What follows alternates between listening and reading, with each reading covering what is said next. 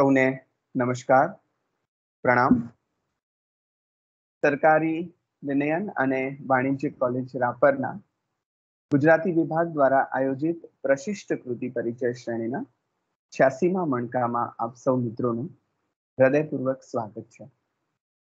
મિત્રો, આજે ફરી એક વખત એક વિશિષ્ટ કૃતિની વાત લઈને આપણી સાથે એક અભ્યાસી વક્તા જોડાયા છે. આ પૂર્વે આપણા જે સમાજનો એક અંગ એવા થર્ડ જેન્ડરમાં તરીકે જીવતા અને ખૂબ જ સંઘર્ષમય જીવન વિતાવતા એવા કેટલાક આપણી વિશે આ પૂર્વે 2 વખત વાત થઈ છે અને નજીકના ભૂતકાળમાં ગૌરાંગભાઈએ લક્ષ્મીનારાયણ ત્રિપાઠીની આત્મકથા વિશે હું લક્ષ્મી હું હિજડો એ વિશે વાત કરી છે. એ પહેલા પણ ડોક્ટર ઉમાબેન એ પણ આવી એક હિન્દી કૃતિ વિશે વાત કરી છે. આજે એક ત્રીજી કૃતિ અને અલગ પ્રદેશની અલગ ભાષાની, પણ આપણને બધાને સમજાશે કે પ્રદેશ અને ભાષા કદાચ બદલાય છે પણ પ્રશ્નો એના એ જ રહે છે. એટલે પણ સંવેદન પણ કેટલું સામ્ય હોય છે એ તો સમજાશે જ, પણ પ્રશ્નોમાં પણ કેટલું સામ્ય હોય એ પણ આપણને આ રીતે અલગ અલગ ભાષાની કૃતિને જ્યારે આપણે વાંચીએ વિચારીએ છીએ અથવા એમના વિશે સાંભળીએ છીએ ત્યારે ખ્યાલ આવે છે. તો આજે એક પુસ્તક મૂળ તમિલમાં લખાયેલું અને પછીથી અંગ્રેજીમાં એનો અનુવાદ થયો છે, તે the truth about me, a hijra life story. એ રેવથી નામના એના સર્જકે જ્યારે પોતાની આત્મકથા લખી છે એના વિશે આજે વાત કરવાના છે ડોક્ટર ભાવિનભાઈ પુરોહિત. ભાવિનભાઈ આપણી સાથે નિયમિત રીતે સંકળાયેલા છે અને લગભગ દરેક મણકામાં એમની હાજરી સંધ્યાબેન વગેરેની જેમ તેઓ પણ કાયમ હાજર હોય એક શ્રોતા તરીકે. અને ક્યારથી આપણે ચાલતી હતી તે આજે સરસ સુયોગ સધાયો છે અને તેઓ વાત માંડવાના છે. તેઓ એસોસિએટ પ્રોફેસર છે અંગ્રેજી વિષયના અને પીઆરબી arts and PGR commerce college Bardoli, એટલે એ હવે આપણી જ કોલેજ છે એમ આપણે કહી શકીએ, કારણ કે એના સાહેબ બેન અને વિદ્યાર્થીની બેન એ બધા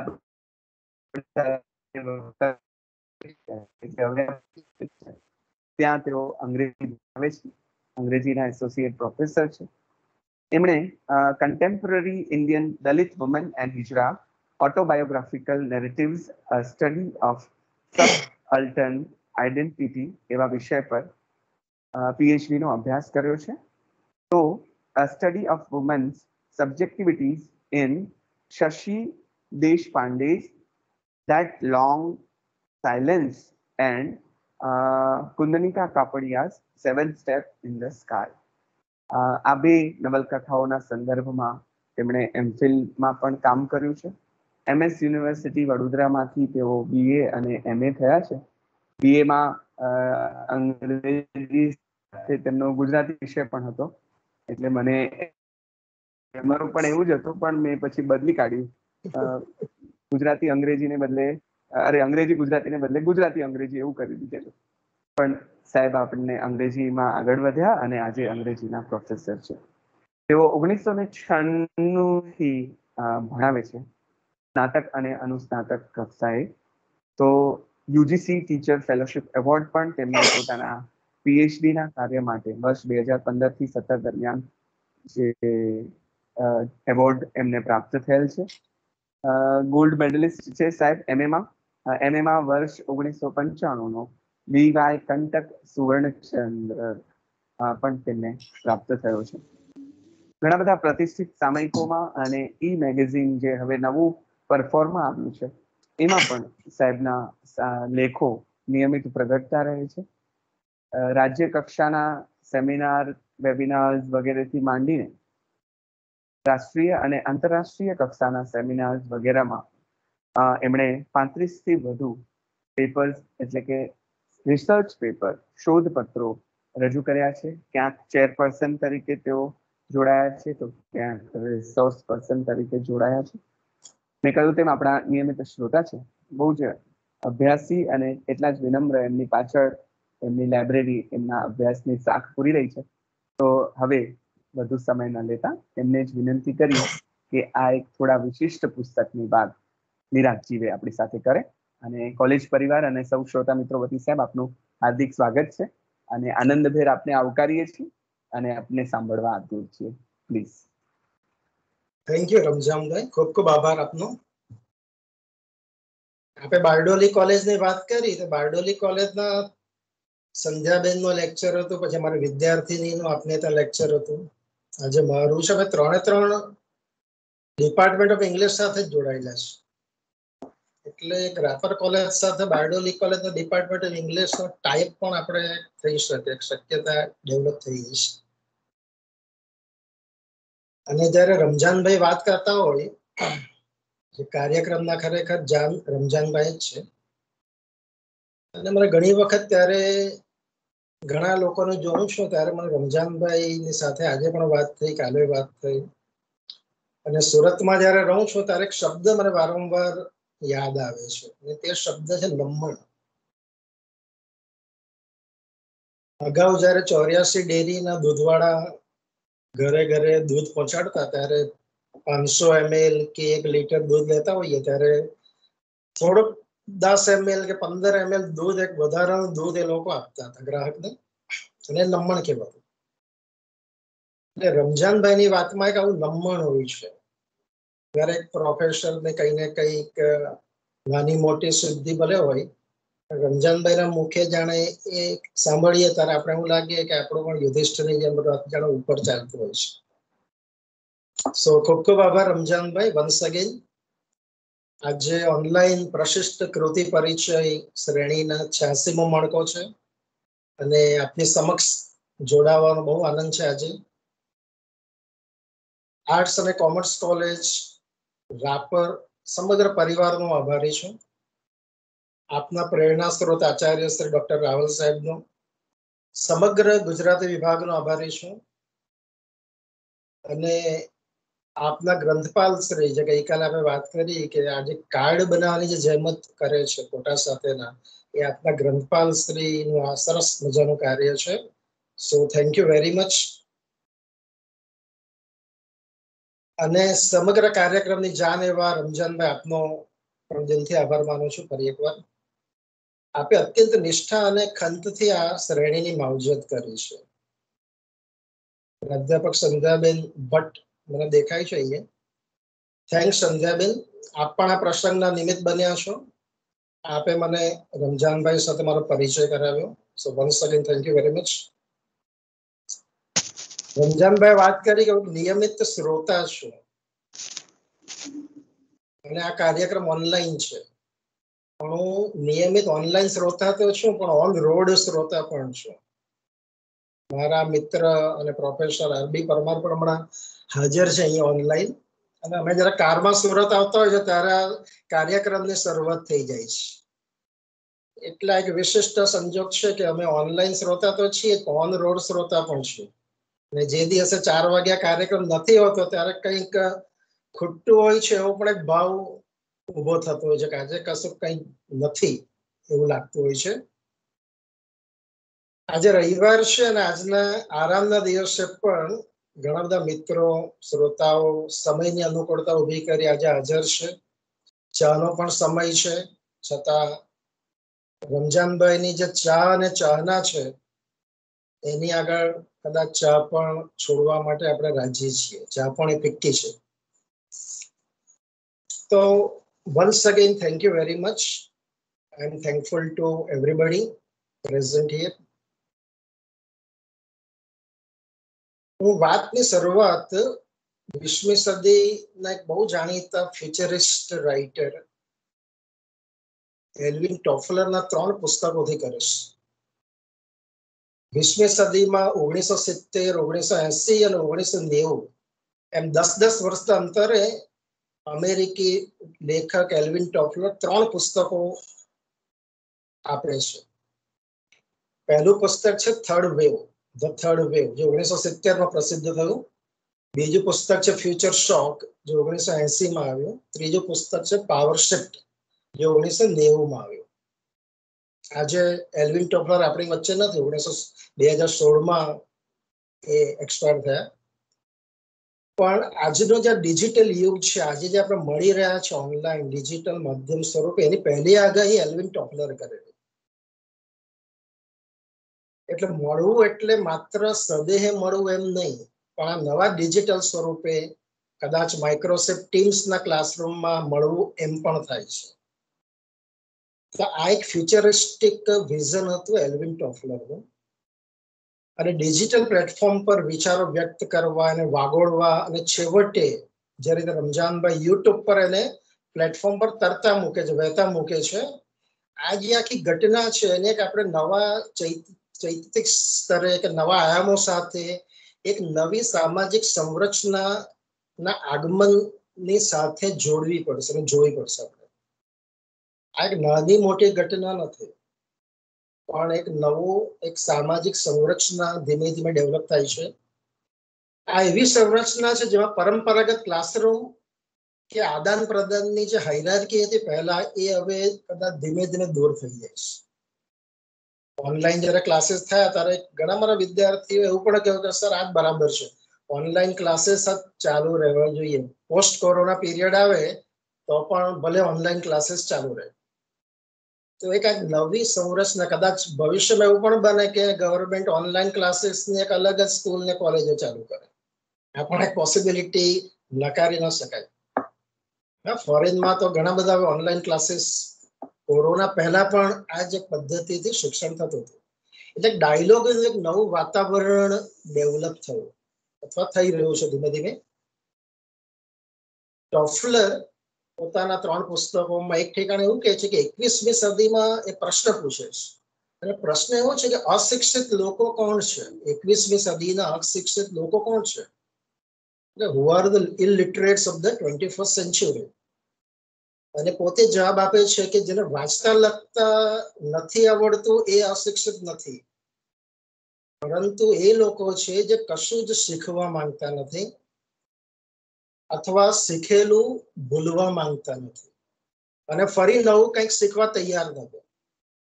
So those who cannot learn, unlearn and relearn.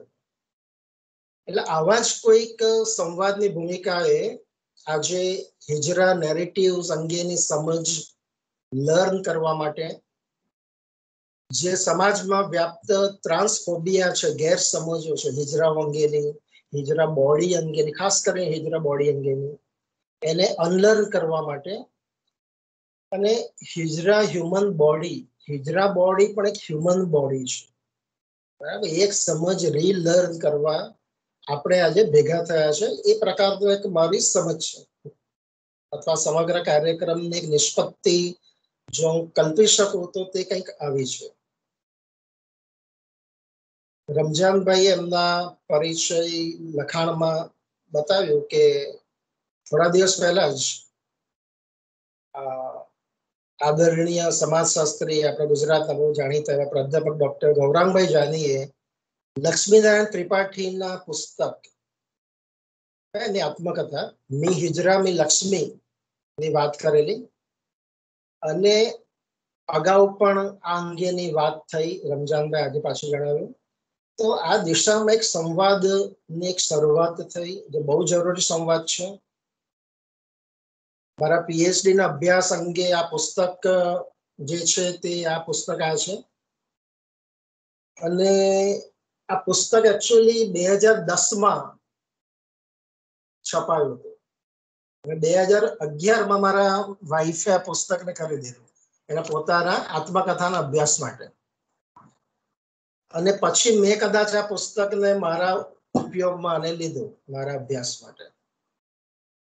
એટલે કહેવાનો અર્થ એવો છે કે આ બાબતે સંવાદ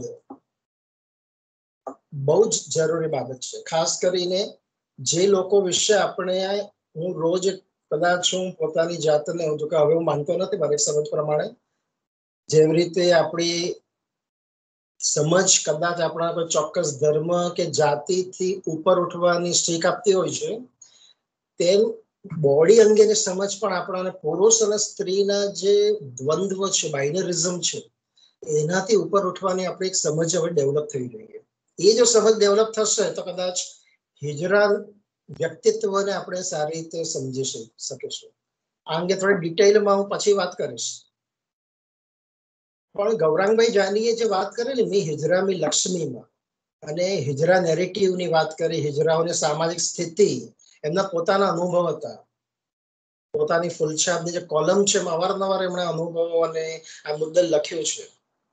અને હાસ્યગ્રસ્ત સમુદાયો માટે કાર્ય કરતા એક એક્ટિવિસ્ટ તરીકે એમણે હિજરા સમુદાયની ઘણી બધી જટિલ વાતો આપણી સમક્ષ મૂકી આપેલી.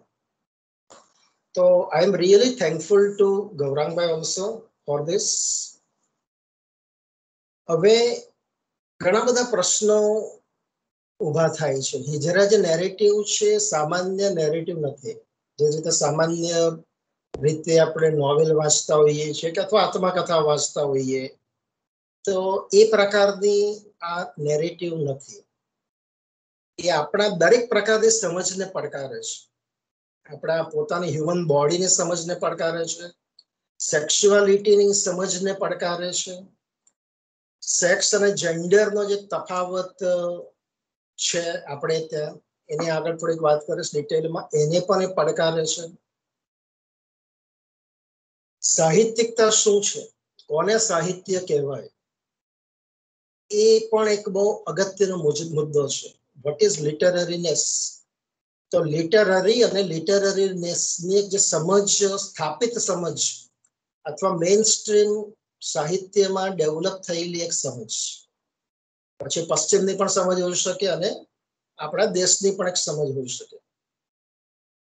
તો એક સંસ્કૃતાઇઝ્ડ જે અન્ડરસ્ટેન્ડિંગ છે ભારતમાં વાત કરું તો ભારતના કોન્ટેક્સ્ટમાં, તો એ સમજને પણ એ પડકારે છે અને નવા સંદર્ભોમાં નવા આયામો સાથે એ વાચનને પ્રેરે છે, એન્કરેજ કરે છે.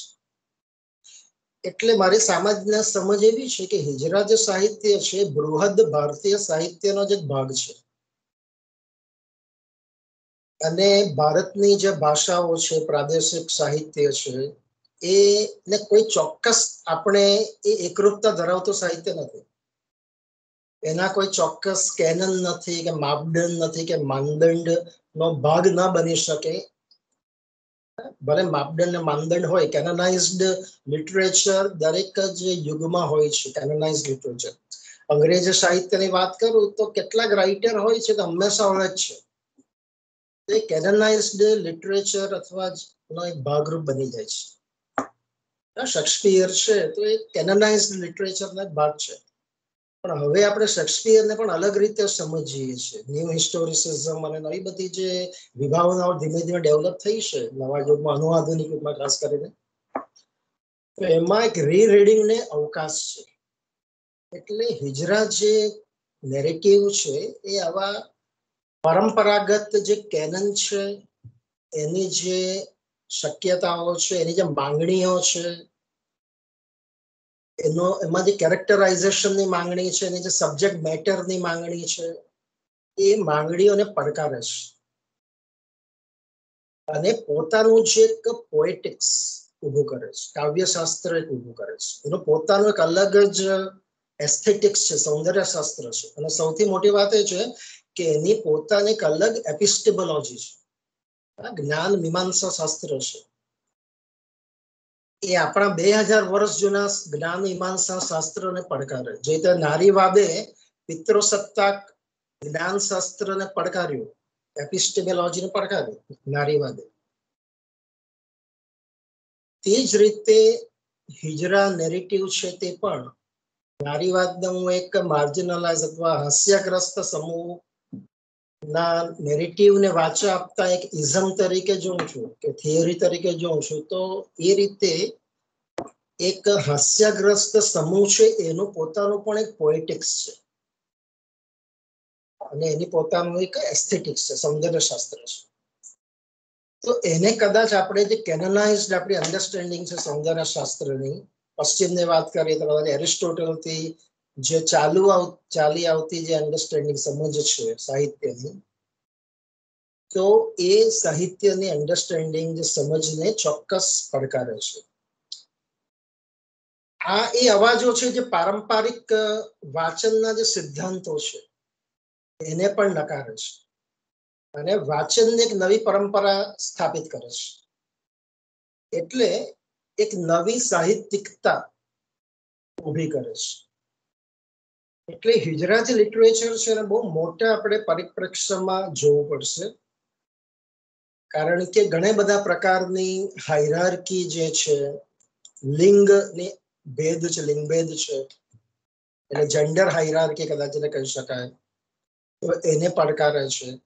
આ એવા પ્રકારની આર્ટ છે જે આર્ટ ફોર વિઝિબિલિટી અને સર્વાઈવલ માટેની પણ આર્ટ છે. કળા એ દ્રશ્યતા માટે, વિઝિબિલિટી માટે, જેવી રીતે સ્ત્રીઓએ લેખન કર્યું વિઝિબલ બનવા માટે, એને મુદ્દો આગળ કરીશ કે આત્મકથા જેવું જે સ્વરૂપ છે તે ઘણા વર્ષોથી લખાય છે, સ્ત્રીઓ પણ લખતી આવે, પણ છતાં ક્યારે પણ સ્ત્રીઓના આત્મકથા લેખનને બહુ ગંભીરતાથી લેવામાં નહોતું આવ્યું. તો એના કેટલાક ચોક્કસ સામાજિક સાંસ્કૃતિક કારણો છે. અને જે પિતૃસત્તાક સમાજની જે ડિમાન્ડ છે, માંગણી છે, આપણે સ્વીકારવાનું છે કે આપણે પિતૃસત્તાક સમાજના એક ભાગરૂપ છીએ, આપણે રહીએ છીએ. એટલે સિમોન દ બોઆએ જયારે પુસ્તક લખ્યું ત્યારે 1949 નું નામ આપ્યું the second sex. First sex કહેવાની હિંમત કરી શકે એમ નથી. અને બાઇબલની સ્ટોરીથી સમજાવે છે, વિવેચના કરે છે બાઇબલની સ્ટોરીની, કે આદમ અને ઈવના જન્મમાં આદમનો જન્મ પહેલો છે અને ઈવનો જન્મ પછી છે. અને જન્મ પાછળ પણ બહુ ખાસ જાણે ઈશ્વરે મહેનત નથી કરી એવું લાગે છે. એટલે આદમને બનાવવામાં મહેનત કરી ઈશ્વરે, ઈવની પાછળ બહુ એને સમય એવો બગાડ્યો નથી. ભલે કવિ અને ગઝલકાર એવું કહેતા બહુ સમય બગાડ્યો, પણ બાઇબલની જે સ્ટોરી છે એમાં ખાસ બહુ સમય ઈશ્વરે બગાડ્યો નથી. એટલે સિમોન દ બોઆ જે વિવેચના ઊભી કરે છે ધાર્મિક ગ્રંથની અથવા એમાં પ્રતિપાદિત સિદ્ધાંતોની, કે ઈવનું આ જગતમાં બીજું આવવું, સેકન્ડ ક્રમે આવવું, એ સમગ્ર સ્ત્રી જાતિને પણ સેકન્ડરી પોઝિશન આપી દે છે. પ્રાઇમરી પોઝિશન નથી આપતું, પણ સેકન્ડરી પોઝિશન આપે છે. તો આ પ્રકારની એક જે સમજ છે, તો પછી આપણે થર્ડ જેન્ડર જે શબ્દ પ્રયોગ આપણે વારંવાર કરીએ છીએ હિજડા માટે, તો એની વિઝિબિલિટીની તો આપણે ક્યારેય ચિંતા કરતા જ નથી. 365 દિવસમાંથી ભાગ્યે જ આપણે કદાચ એ લોકોના વિશે કોઈ દિવસ ફાળવતા હોઈએ છીએ. આવા સમય ફાળવીને, સમય કાઢીને, સ્પેશિયલ સમય ફાળવીને આપણે એમના વિશે કોઈ દિવસ ચર્ચા નથી કરતા. તો આ એક જે હકીકત છે આપણા સમાજની, એ આ એક એનો પાસું છે. એટલે કળા જે છે તે કળા આર્ટ ફોર આર્ટ સેક નો પણ એક સિદ્ધાંત હતો, બધાને ખબર જ છે. પણ અનુઆધુનિક યુગમાં જે સિદ્ધાંત ડેવલપ થયો તે આર્ટ ફોર વિઝિબિલિટી એન્ડ સર્વાઈવલનો પણ છે. અનેક હાસ્યગ્રસ્ત સમૂહોમાંથી આ સર્વાઈવલના ઇસ્યુ, પોતાની ઓળખના ઇસ્યુ, પછી જાતીય ઓળખ પણ હોઈ શકે છે. અત્યાર સુધી એ ઓળખ ને કદાચ ઢાંકવામાં આવેલી અને મહત્વ નહોતું આપવામાં આવેલું એ પ્રકારની ઓળખ, જાતીયતા અંગેની સમજ, જે પિતૃસત્તાક સમાજ ક્યારે નથી સ્વીકારી એ સમજ, LGBTQ એ જેને આપણે સામાન્ય રીતે કહીએ છીએ લેસ્બિયન, ગે, બાયસેક્સ્યુઅલ, ટ્રાન્સજેન્ડર, ક્વિયર અને એસેક્સ્યુઅલ. હવે એક નવો ઉમેરો થયો છે એસેક્સ્યુઅલ, જેને કોઈ સેક્સ્યુઅલિટી નથી અથવા બહુ ખાસ સેક્સ્યુઅલ અથવા એક રસ નથી, એ પ્રકારના પણ એક સમૂહ ધીમે ધીમે ડેવલપ થાય છે, અથવા લોકો બહાર આવ્યા છે. સમૂહ તો હોય જ છે, પણ એની વિઝિબિલિટીના પ્રશ્નો હોય છે. એટલે આજે મારે પણ એવા જ એક પુસ્તકની વાત કરવાની છે. પુસ્તકનું નામ છે the truth about me, hijra life story. Ramjanbhai શરૂઆતમાં જ કહ્યું હતું, તમિલ ભાષામાં લખાયેલું પુસ્તક છે અને એના લેખિકા છે એ રેવાથી, એના અનુવાદક છે વી ગીતા. જે અનુવાદક છે તે પોતે પણ બહુ જાણીતા નારીવાદી ઇતિહાસકાર છે, ભારતના અગ્રગણ્ય ફેમિનિસ્ટ ક્રિટિક છે. કદાચ ગૌરાંગભાઈ બહુ અગાઉ ઉલ્લેખ કરેલો, પણ ફરી એકવાર ઉલ્લેખ કરી દઉં, અગત્યનો ઉલ્લેખ છે એટલા માટે કે ભારતીય સર્વોચ્ચ અદાલતે 15મી એપ્રિલ 2014 એક ચુકાદો આપ્યો, જે સમગ્ર ટ્રાન્સજેન્ડર જે સમુદાય છે, જેમાં આપણે હિજરાને પણ ગણી લઈએ છીએ. આ ટ્રાન્સજેન્ડર જે વિભાવના છે એક અમ્બ્રેલા ટર્મ છે. પશ્ચિમમાં જે ટ્રાન્સજેન્ડરનો સંદર્ભ છે એ ભારતમાં છે, પણ ભારતના હિજરા છે તે અલગ પ્રકારના ટ્રાન્સજેન્ડર છે. એ પછી આપણે વાત કરીશું એના અંગે. પણ એ જે થર્ડ જેન્ડર છે એની માન્યતા આપી 15મી એપ્રિલ 2014.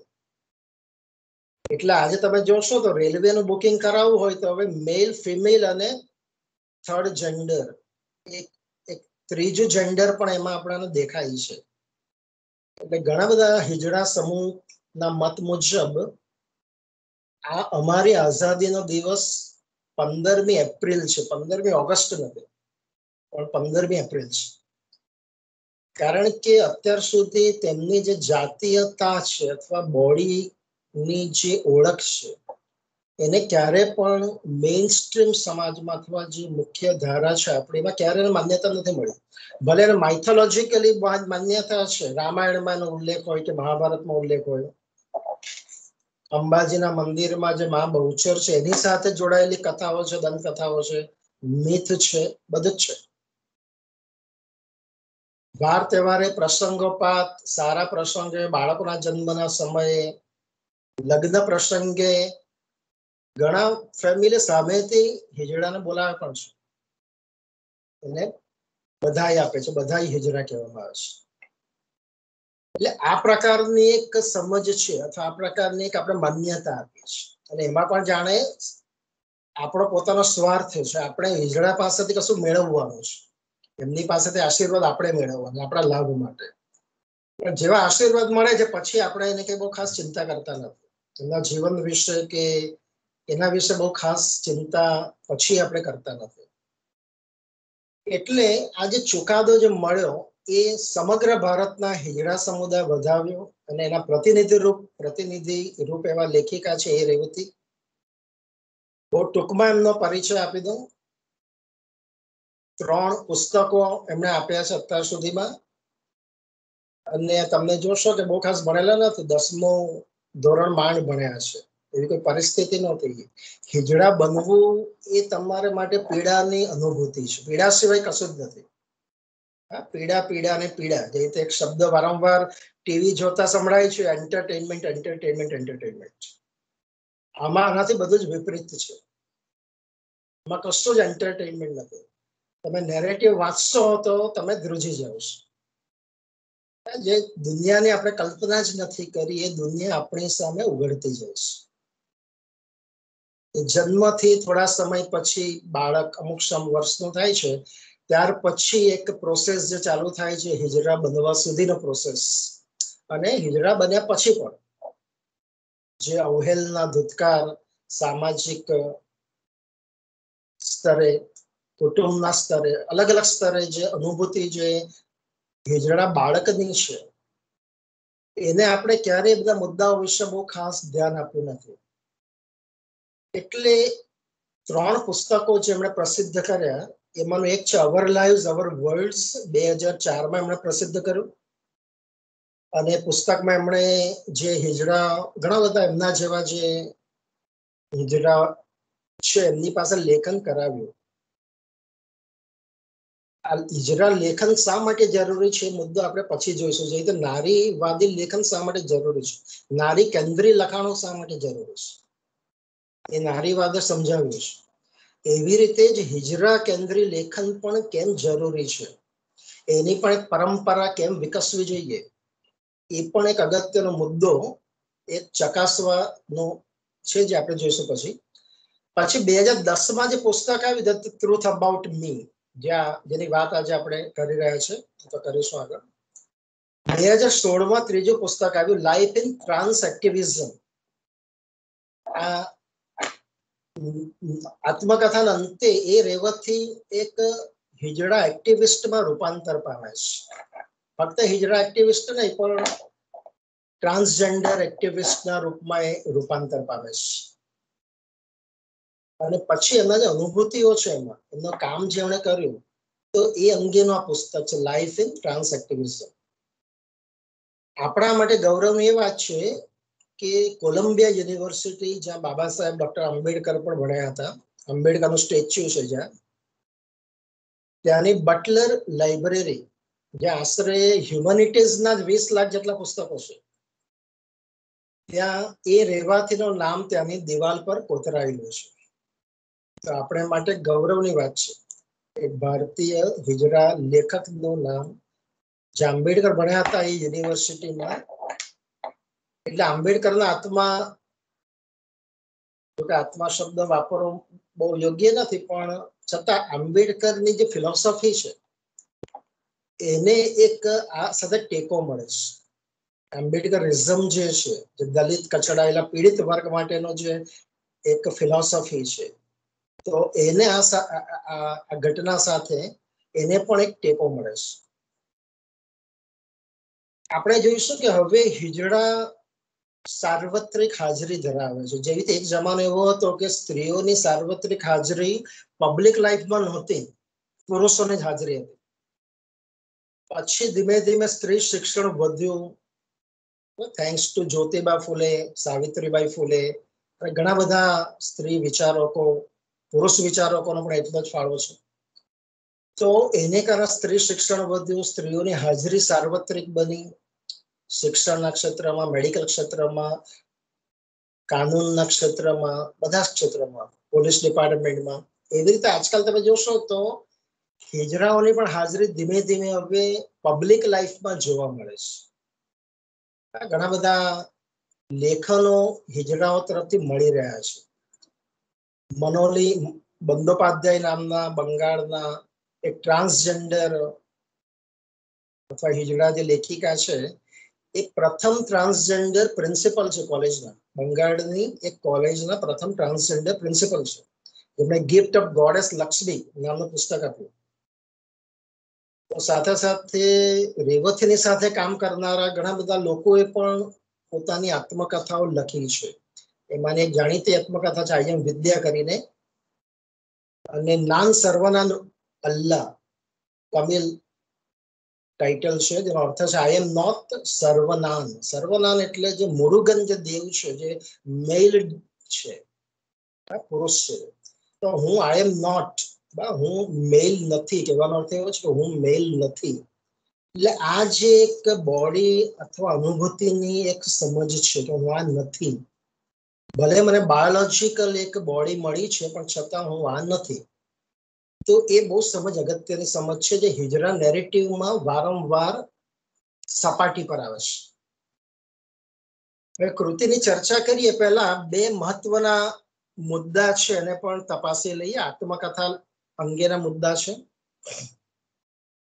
અને પ્રથમ જે મુદ્દો છે તે પ્રશિષ્ટ કૃતિની અંગેનો છે.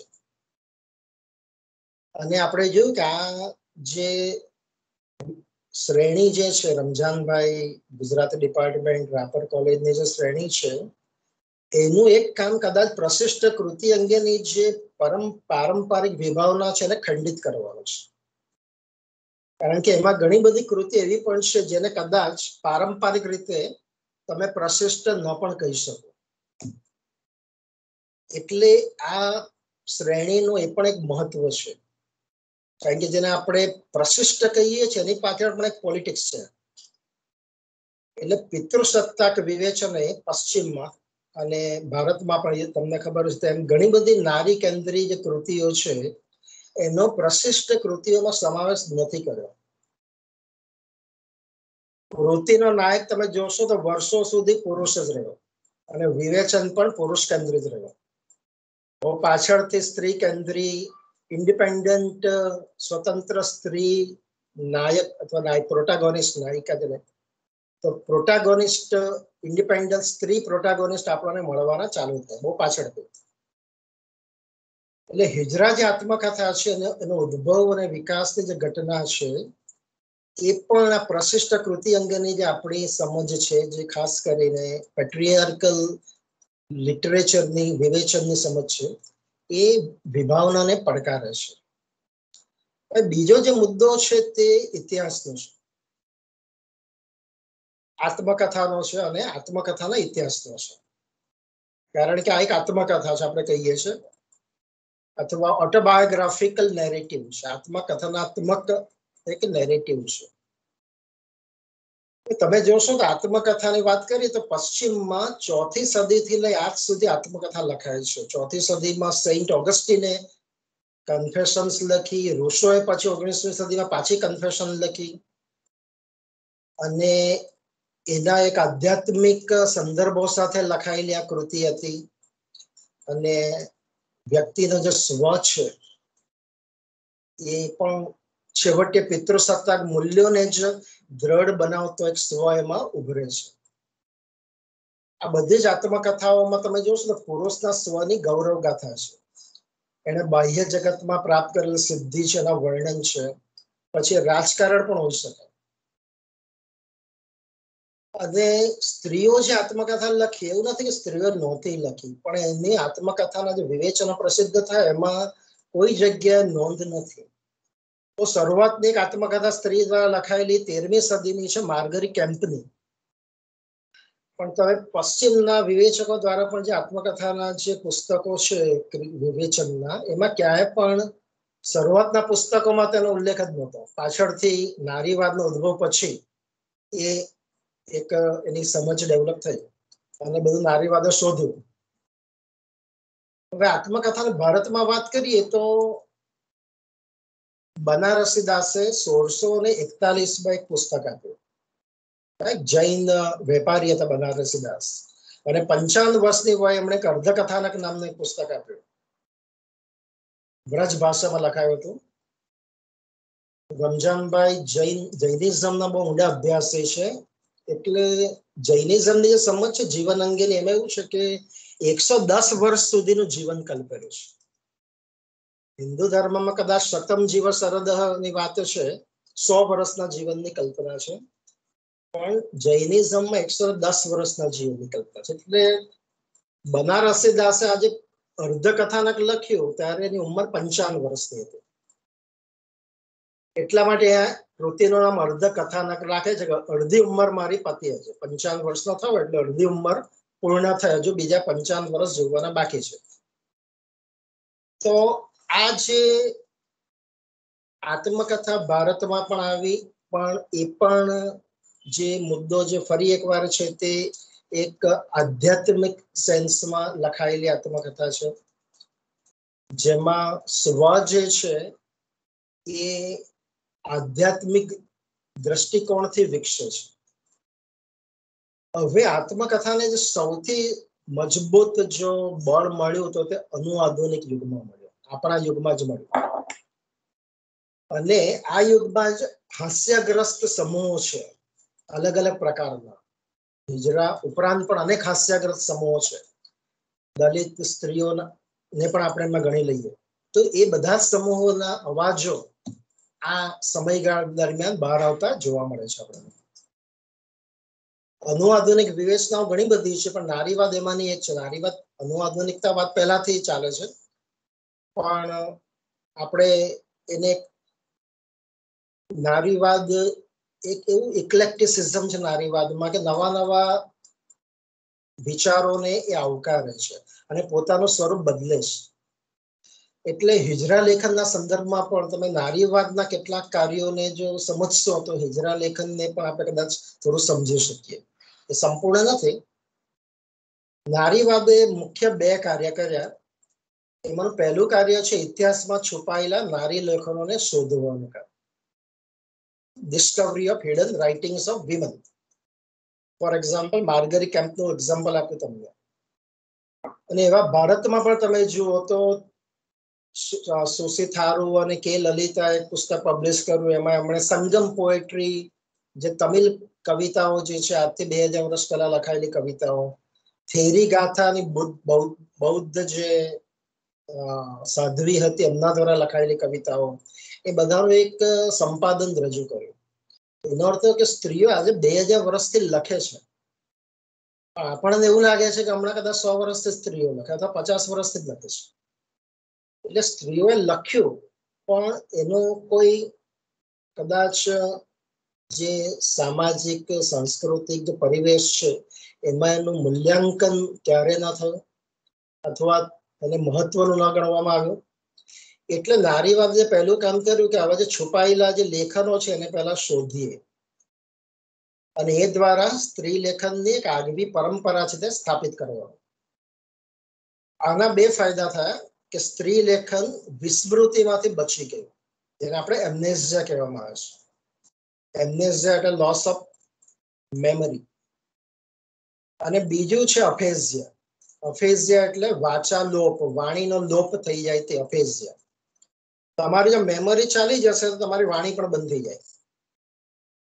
એટલે જો તમે ટ્રેડિશન તમારી જો ડેવલપ ના કરો, સાહિત્યિક પરંપરા જો એક સમજ ડેવલપ ના કરો કે તમારી પણ એક સાહિત્યિક પરંપરા છે અથવા હોઈ શકે, તો પછી એક સમય એવો પણ આવે કે જ્યારે તમે સંપૂર્ણ એને ગુમાવી દો, કારણ કે હવે તમારી પાસે કહેવાનું કંઈ રહેતું જ નથી, કારણ કે તમારી કલેક્ટિવ સ્મૃતિમાં હવે રહેતું નથી. સમાજની પણ કલેક્ટિવ મેમરી જે હોય એમાં હવે એ રહેતી નથી. એટલે પિતૃસત્તાક વિવેચને શરૂઆતમાં સ્ત્રી આત્મકથાને સંપૂર્ણ અવગણી, અને સ્ત્રી આત્મકથાને અવગણવું એટલે સ્ત્રીના સ્વને અવગણવું. જાણે કે સ્ત્રીઓને કોઈ સ્વ જ અસ્તિત્વ નથી, એની કોઈ અલગ આઈડેન્ટિટી ના હોઈ શકે. એક બીજું એક્ઝામ્પલ આપું. ભારતના બહુ જાણીતા વિવેચક છે ડીજી નાયક. એમનું આત્મકથા અંગેનું પુસ્તક છે ઓટોબાયોગ્રાફી. એમાં એ પશ્ચિમના અને ભારતના એમ ઘણા બધા આત્મકથાકારોની વાત કરે છે. એમાં નહેરુ પણ છે, બીજા ઘણા બધા છે. પણ એક પણ સ્ત્રી આત્મકથાકાર એમાં હાજર નથી. થોડું જૂનું પુસ્તક છે, તાજેતરનું નથી, પણ એક પણ સ્ત્રી આત્મકથાકાર હાજર નથી. ત્યારે પણ આત્મકથા લખાઈ હતી, પણ જે વિવેચનને પણ જે એક શું કહેવાય, એક લિમિટ ઉભી કરી, વિવેચનની પણ એક લિમિટ ઉભી, એક બાઉન્ડ્રી ઉભી કરી દીધી. અને પોતાની એક જે પિતૃસત્તાક સમજ છે એ સમજની અંદર જ એને વિવેચનને અવકાશ આપ્યો. તો એને કારણે આ બધા પ્રશ્નો આપણે જોઈ શકીએ છીએ. એટલે હવે હિજરા જે વિવેચન છે, હિજરા નેરેટિવનું વિવેચન છે, એનું મુખ્ય કાર્ય પણ હિજરા લેખન પરંપરા ને સમજવાનું છે, એની સ્થાપના કરવાનું છે. જો શરૂઆતના તબક્કાઓ છે, શરૂઆતનો ફોર્મેટિવ પીરિયડ છે, પણ છતાં ઘણી બધી લોક સાહિત્યમાં હિજડા અંગેના ઘણી બધી વાર્તાઓ હોઈ શકે. આખાનું જે એક કાવ્ય છે એમાં આપણે વેન્ડરને અદ્વૈતના સંદર્ભમાં મૂલવે છે. વેન્ડરની જે અવસ્થા છે એને અદ્વૈતના સંદર્ભમાં એ મૂલવે છે, કારણ કે એને કોઈ દ્વૈત નથી. સ્ત્રી પુરુષનો જે દ્વૈત છે એવો દ્વૈત વેન્ડરમાં નથી, અદ્વૈત છે. એટલે આધ્યાત્મિક સેન્સમાં પણ જે આ એક પરિસ્થિતિ છે, હિજડા હોવું અથવા વેન્ડર હોવું, એક આધ્યાત્મિક સેન્સને પણ સમજવા માટે એક અગત્યનો એક મુદ્દો છે. એટલે આપણે જોયું તે મુજબ નારીવાદની અસર તળે ઘણા બધા હાસ્યાગ્રસ્ત સમૂહો બહાર આવવા માંડ્યા, જેને આપણે LGBTQA કહીએ છીએ. હવે પહેલા પરિઘમાં હતા, હવે કેન્દ્રમાં આવ્યા. અનેક દલિત અને હિજરા લેખનો પણ બહાર આવ્યા. એટલે આપણે જ્યારે હિજરા નેરેટિવને જોઈએ છીએ અથવા એ રેવતીની ટેક્સ્ટને જોઈએ છે, ત્યારે કેટલીક જે નારીવાદી ઊભી કરેલી સમજ છે અથવા અનુઆધુનિક યુગમાં જે એપિસ્ટમોલોજીની સમજ ઊભી થઈ, જ્ઞાનશાસ્ત્રની, સૌંદર્ય શાસ્ત્રની અને કાવ્યશાસ્ત્રની સમજ જે ઊભી થઈ, નવી સમજ, એ સંદર્ભમાં જોઈ શકાય. અને હિજરા જે નેરેટિવ છે એને એક ડગલું આગળ લઈ જાય છે. નારીવાદની પણ જે સમજ છે બોડી અંગેની અથવા સેક્સ અને જેન્ડરનું જે ડિવિઝન નારીવાદે આપ્યું, તો એ સમજને પણ હિજરા નેરેટિવ આગળ એક ડગલું આગળ લઈ જાય છે. અને જે સેક્સને આપણે એવું સમજીએ છીએ કે કુદરતમાં બે જ સેક્સ છે, એક મેલ અને એક ફિમેલ, અને બે જ જેન્ડર છે. તો એને જે પ્રોબ્લેમેટાઇઝ કરે છે, સમસ્યાગ્રસ્ત કરે છે, અને ત્રીજા સેક્સની એમાં ઉમેરો કરે છે, ત્રીજા જેન્ડરનો ઉમેરો કરે છે. એટલે નારીવાદથી એક ડગલું હિજરા નેરેટિવની જે સમજ છે એ એક ડગલું આગળની સમજ છે. હવે પ્રશ્ન મોટા મોટો એ છે કે હિજરા નેરેટિવ શા માટે, આ બેકગ્રાઉન્ડ એટલા માટે જરૂરી છે કે કદાચ જે કૃતિ છે એનું પેરાફ્રેઝ રીડિંગ કરી દઈએ કે સ્ટોરી કહી દઉં અથવા આપણે સમજી લઈએ તો એનું ખાસ કદાચ મહત્વ રહેતું નથી પેરાફ્રેઝ રીડિંગનું, પણ એને આપણે જો એને કોન્ટેક્સ્ટમાં સમજીએ, કારણ કે દરેક કૃતિ છે ભાષા કૃતિ તો છે જ, પણ સાથે સાથે એક સમાજ કૃતિ પણ છે, સાંસ્કૃતિક કૃતિ પણ છે. It is a cultural, it is text also, culture text also. તો એટલા માટે શા માટે હિજરા નેરેટિવ, વાય હિજરા નેરેટિવ, શા માટેની જરૂરિયાત છે, એ એક અગત્યનો પ્રશ્ન છે જે આપણે પોતાની જાતને પૂછી શકીએ, એક વાચક તરીકે, વિવેચક તરીકે અને એક ભાવક તરીકે. એટલે જેમ નારીવાદ સ્ત્રીના સ્વને જાણવાની મથામણ કરે છે, તેમ હિજરા નેરેટિવ પણ હિજરાના સ્વને જાણવાની મથામણ કરે છે. આ એક સાદી સમજ છે. ત્યારે પિતૃસત્તાક સમાજમાં સ્થાપિત કરવાની એક લડાઈ છે. જેમ નારીવાદે લડાઈ કરી નારીના સ્વને સ્થાપિત કરવાની, તેમ આ પણ એક બીજા સ્તરની લડાઈ છે. હિજરાને અત્યાર સુધી ઓબ્જેક્ટ તરીકે આપણે જોયા, પોપ્યુલર ફિલ્મ જુઓ કે સિરિયલ જુઓ તમે, તો હિજરા હંમેશા ઓબ્જેક્ટ તરીકે આપણી સમક્ષ ઉપસ્થિત થાય છે. આપણે મસ્કરીના સાધન રૂપે આપણે જોઈએ. હિજરા શબ્દ છે એ પણ એક રિસ્પેક્ટેડ ટર્મ છે. બાળપણમાં કદાચ બાળકો, મને ખ્યાલ છે ત્યાં સુધી હિજરા શબ્દ એક ટેબુ વર્ડ હતો, એ બાબતો ક્યાંક બોલવાનું રહેતું નહોતું. પણ હવે હિજરા શબ્દ એ કોઈ ખરાબ શબ્દ નથી, એક રિસ્પેક્ટેડ ટર્મ છે. લક્ષ્મીનારાયણ પોતાને આત્મકથા ટાઇટલમાં મી હિજરા પહેલા લખે છે, પછી કહે છે કે મી લક્ષ્મી. પોતે હિજડા છે એ હિજરા આઈડેન્ટિટીને પોતે સ્થાપિત કરે છે અને જોશપૂર્વક સ્થાપિત કરે છે, અને બહુ જરૂરી છે, જેથી ઓબ્જેક્ટમાંથી સબ્જેક્ટમાં રૂપાંતર થાય. હિજરા લેખન એક એવી પ્રવૃત્તિ છે જેમાં હિજરા હવે ઓબ્જેક્ટ તરીકે નહીં પણ એક સબ્જેક્ટ તરીકે છે. નેરેટિવ જે છે, પ્લોટ જે છે, તેના સબ્જેક્ટ તરીકે, પ્રોટાગોનિસ્ટ તરીકે એક હિજરા છે. તેમ કદાચ પુરુષ કે સ્ત્રી પ્રોટાગોનિસ્ટ નથી, પણ એક હિજરા પ્રોટાગોનિસ્ટ છે. તો આ એક બહુ મોટી ઉપલબ્ધિ છે. કાવ્યશાસ્ત્રને તમે જુઓ તો આ એક બહુ મોટી ઉપલબ્ધિ કહી શકાય. એપિસ્ટમોલોજીકલ આ એક પાવર શિફ્ટની જે વાત કરીએ આપણે શરૂઆતમાં, તો આ એક બહુ મોટો પાવર શિફ્ટ છે સાહિત્યમાં. એટલે સાહિત્યમાં હિજરા પરંપરા અથવા હિજરા લેખન પરંપરાના વિકાસ માટે, તેમના ભૂતકાળને સમજવા માટે, તેમના પ્રશ્નો અંગે જાગૃતતા કેળવવા માટે, સમાજમાં હિજરા બોડી અંગે એક નવી સમજણ કેળવવા માટે, અને તેમનું છેવટે માનવ તરીકે પુનઃસ્થાપન કરવા માટે હિજરા નેરેટિવ્સ બહુ જરૂરી છે. અને આ સંદર્ભમાં આપણે હિજરા નેરેટિવ્સને વાંચવા રહ્યા. જેથી જો આમ ન થશે તો શું થશે, તો હિજરા જે વોઇસ છે એ અગાઉ કહ્યું તેમ એમ્નેસિયા અને અફેઝિયાનો શિકાર બની જશે. સ્મૃતિ લોપ અને વાચા લોપનો એ શિકાર બની જશે. એટલે ઇન શોર્ટ કહીએ તો જે ટ્રાન્સફોબિયા છે આપણા સમાજમાં વ્યાપ્ત છે, ટ્રાન્સફોબિયા, એનાથી બચવા માટે પણ હિજરા નેરેટિવ જરૂરી છે. બાળકોને પણ એક સમજ ડેવલપ કરવી જરૂરી છે.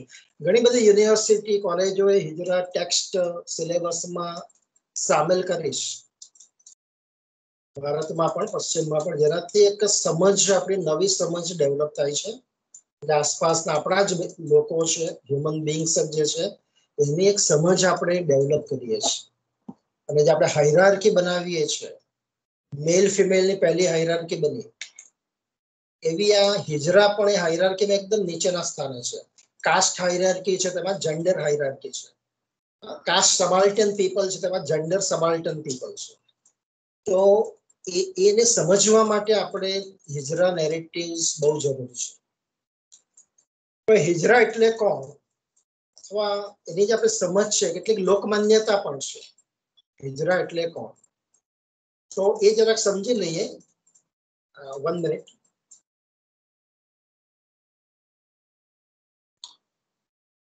લોકમાન્યતા છે હિજરાઓ વિશે તેવી છે કે એ પુરુષ છે પણ સંપૂર્ણ પુરુષ નથી. આપણા બધાના જ મનમાં પ્રશ્નો આવે છે અને લોકોને રસ છે હિજરા શું છે સમજવામાં રસ છે, પણ હિજરા અંગેની જે સમજ છે એમાં ઘણા બધા સ્ટીરિયોટાઇપ્સ છે. એટલે સ્ટીરિયોટાઇપ્સ થી બચવા માટે પણ એક સાચી સમજ પણ ડેવલપ કરવી જરૂરી છે. એટલે કેટલીક માન્યતાઓ છે, એમાંની કેટલીક માન્યતાઓ સાચી પણ છે, અર્ધ સત્ય પણ છે. તો એમાં એક માન્ય છે પુરુષ છે પણ સંપૂર્ણ પુરુષ નથી. બીજી એક માન્યતા છે જે અપૂર્ણ પુરુષ છે. આમાં થોડીક શબ્દોની પણ એક રમત છે, પણ છતાં બહુ અગત્યની સમજ એનાથી બહાર આવે છે. પુરુષ પણ પુરુષ નહીં, પુરુષ કોમા પુરુષ પણ પુરુષ નહીં, પુરુષ પણ નહીં અને સ્ત્રી પણ નહીં. neither man nor woman,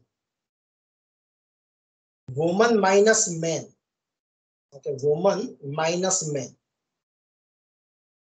man minus maleness, અને છેલ્લી એક સમજ છે તે man plus woman, man plus woman. હવે આ બધી જ સમજ છે તે થોડે બધી જ અંશે સાચી છે, પણ અધૂરી એટલા માટે છે કે એ આપણે એને એક પૂર્ણ વિકસિત સમજના સ્તરે એને પહોંચાડતા નથી, એટલા માટે અધૂરી રહી જાય છે. તમે જોશો તો આપણા સાહિત્યમાં જે મુખ્ય નેરેટિવ છે, જેને ફાઉન્ડેશનલ નેરેટિવ કહી શકાય, મહાભારત હોય કે રામાયણ હોય કે બૌદ્ધ કથાઓ હોય, હિતોપદેશ હોય કે બીજી બધી વાર્તાઓ હોય, એ કદાચ ભારતીય સાહિત્યના ફાઉન્ડેશનલ નેરેટિવ છે. એ જ રીતે અને એમાં ઘણી બધી કથાઓ ભેગી થાય છે, અને કદાચ દરેક ધર્મમાં પણ આ બધી કથાઓ હશે, હિજડાઓ અંગેની કથાઓ હશે, વેંડળ અંગેની હશે. એટલે હિન્દુ ધર્મમાં હિજરા છે તે એક ધાર્મિક ફિગર તરીકે પણ એ બહાર આવે છે, ઉભરે છે. અને ટ્રાન્સજેન્ડરિઝમ છે અને મધર ગોડેસ, માતાજી કે દેવી બહુચર સાથેના જોડાણના સ્વરૂપમાં પણ આપણે જોતા આવ્યા છે. અને હિજરાઓની વાત કરીએ આપણે તો હકીકતમાં હિજરા પોતાને સ્ત્રી તરીકે આઈડેન્ટિફાઈ કરે છે. પુરુષ બોડી છે તો ખરું, પણ એમનું આઈડેન્ટિફિકેશન સ્ત્રી સાથેનું છે. એટલે હિજરાની જે સાદી જે પરિભાષા ડેવલપ કરી હોય તો એવું કહી શકાય કે જન્મ સમયે જે લિંગ છે, જે બાયોલોજીકલ સ્ટેટસ મળ્યું છે જન્મ સમયે પ્રાપ્ત કર્યું છે, એનાથી જુદી માનસિક અવસ્થા, સાયકોલોજીકલ સ્ટેટસ એ લોકો ધરાવે છે. બાળક જેમ જેમ મોટું થાય છે તેમ એના બાયોલોજીકલ સ્ટેટસથી એની એક માનસિક અવસ્થા છે, સાયકોલોજીકલ સ્ટેટસ એ અલગ પ્રકારનો છે. અને પ્રશ્ન ત્યારે ઉભો થાય છે જ્યારે પિતૃસત્તા, આપણે બધા માતા પિતા હોય કે બધા જ હોય, ઘરના વડીલ હોય, ભાઈ બહેન હોય, બહાર જઈએ તો કોલેજ સ્કૂલના ટીચર્સ હોય, દરેક જણ એ આપણે બધા જ બાળપણથી જ પિતૃસત્તાક ભાષાને શીખતા આવ્યા છે. એટલે આપણે શું કરી દઈએ છીએ કે બાયોલોજીકલ જે ઓળખ છે બાળકની, એને સીધે સીધો સંબંધ સાયકોલોજીકલ ઓળખની સાથે જોડી દઈએ છીએ કે મેલ ઇઝ ઇક્વલ ટુ મેન અને female is equal to woman. પણ વચ્ચે જેટલું કલ્ચર આવે છે અને આપણે ભૂલી જઈએ છીએ. નારીવાદે બહુ સરસ વાત કરેલી કે male plus culture is equal to man અને female plus culture is equal to woman. એટલે મેન બનવું અને વુમન બનવું એ જેન્ડર રોલ છે, જ્યારે મેલ અને ફિમેલ હોવું એ તમારો એ તમારી સેક્સ્યુઆલિટી છે, બાયોલોજીકલ તમારી એક રિયાલિટી છે કદાચ. જોકે હિજરા નેરેટિવ તો બાયોલોજીકલ સ્ટેબિલિટીને પણ ચેલેન્જ કરે છે. એ મુદ્દો પછીથી જોઈશું આપણે. એટલે હવે આપણે મૂળ કથા વસ્તુની વાત કરીએ કે આ રેવતીની જે કથા છે, આ એક લંબાણપૂર્વક વાત કરવાનો હેતુ એટલો છે કે રેવતીની કથાને જે નેરેટિવ છે એને આપણે સારી રીતે સમજી શકીએ, અને બીજા જે હિજરા નેરેટિવ છે એને વિશાળ અર્થમાં સમજી શકીએ. આ સામાન્ય સ્ત્રી પુરુષના સંબંધની કથા નથી, જે કારણ કે આપણે વારંવાર વાંચતા આવ્યા છે, એટલે એની એક સમજ આપણાને છે. અહીંયા એવું કશું નથી. એક નવા જ પ્રકારની આ કથા છે અને આ જે આત્મકથા છે રેવતીની 29 પ્રકરણમાં ફેલાયેલી આત્મકથા છે. દોરાઈસ્વામી માંથી એ રેવતીમાં રૂપાંતરિત પામતા વ્યક્તિત્વની આ કથા છે અને એના સ્વની કથા છે. જે પ્રોટાગોનિસ્ટ જે છે આત્મકથાનું સ્વરૂપ એવું છે કે એમાં જે લેખક પછી નેરેટર અને પ્રોટાગોનિસ્ટ એ ત્રણનો સાયુજ્ય રચાય છે. ત્રણે ત્રણ ક્યાં ને ક્યાં ભેગા થાય છે. લેખક, નેરેટર અને પ્રોટાગોનિસ્ટ. ને પ્રોટાગોનિસ્ટ છે દોરાઈસ્વામી.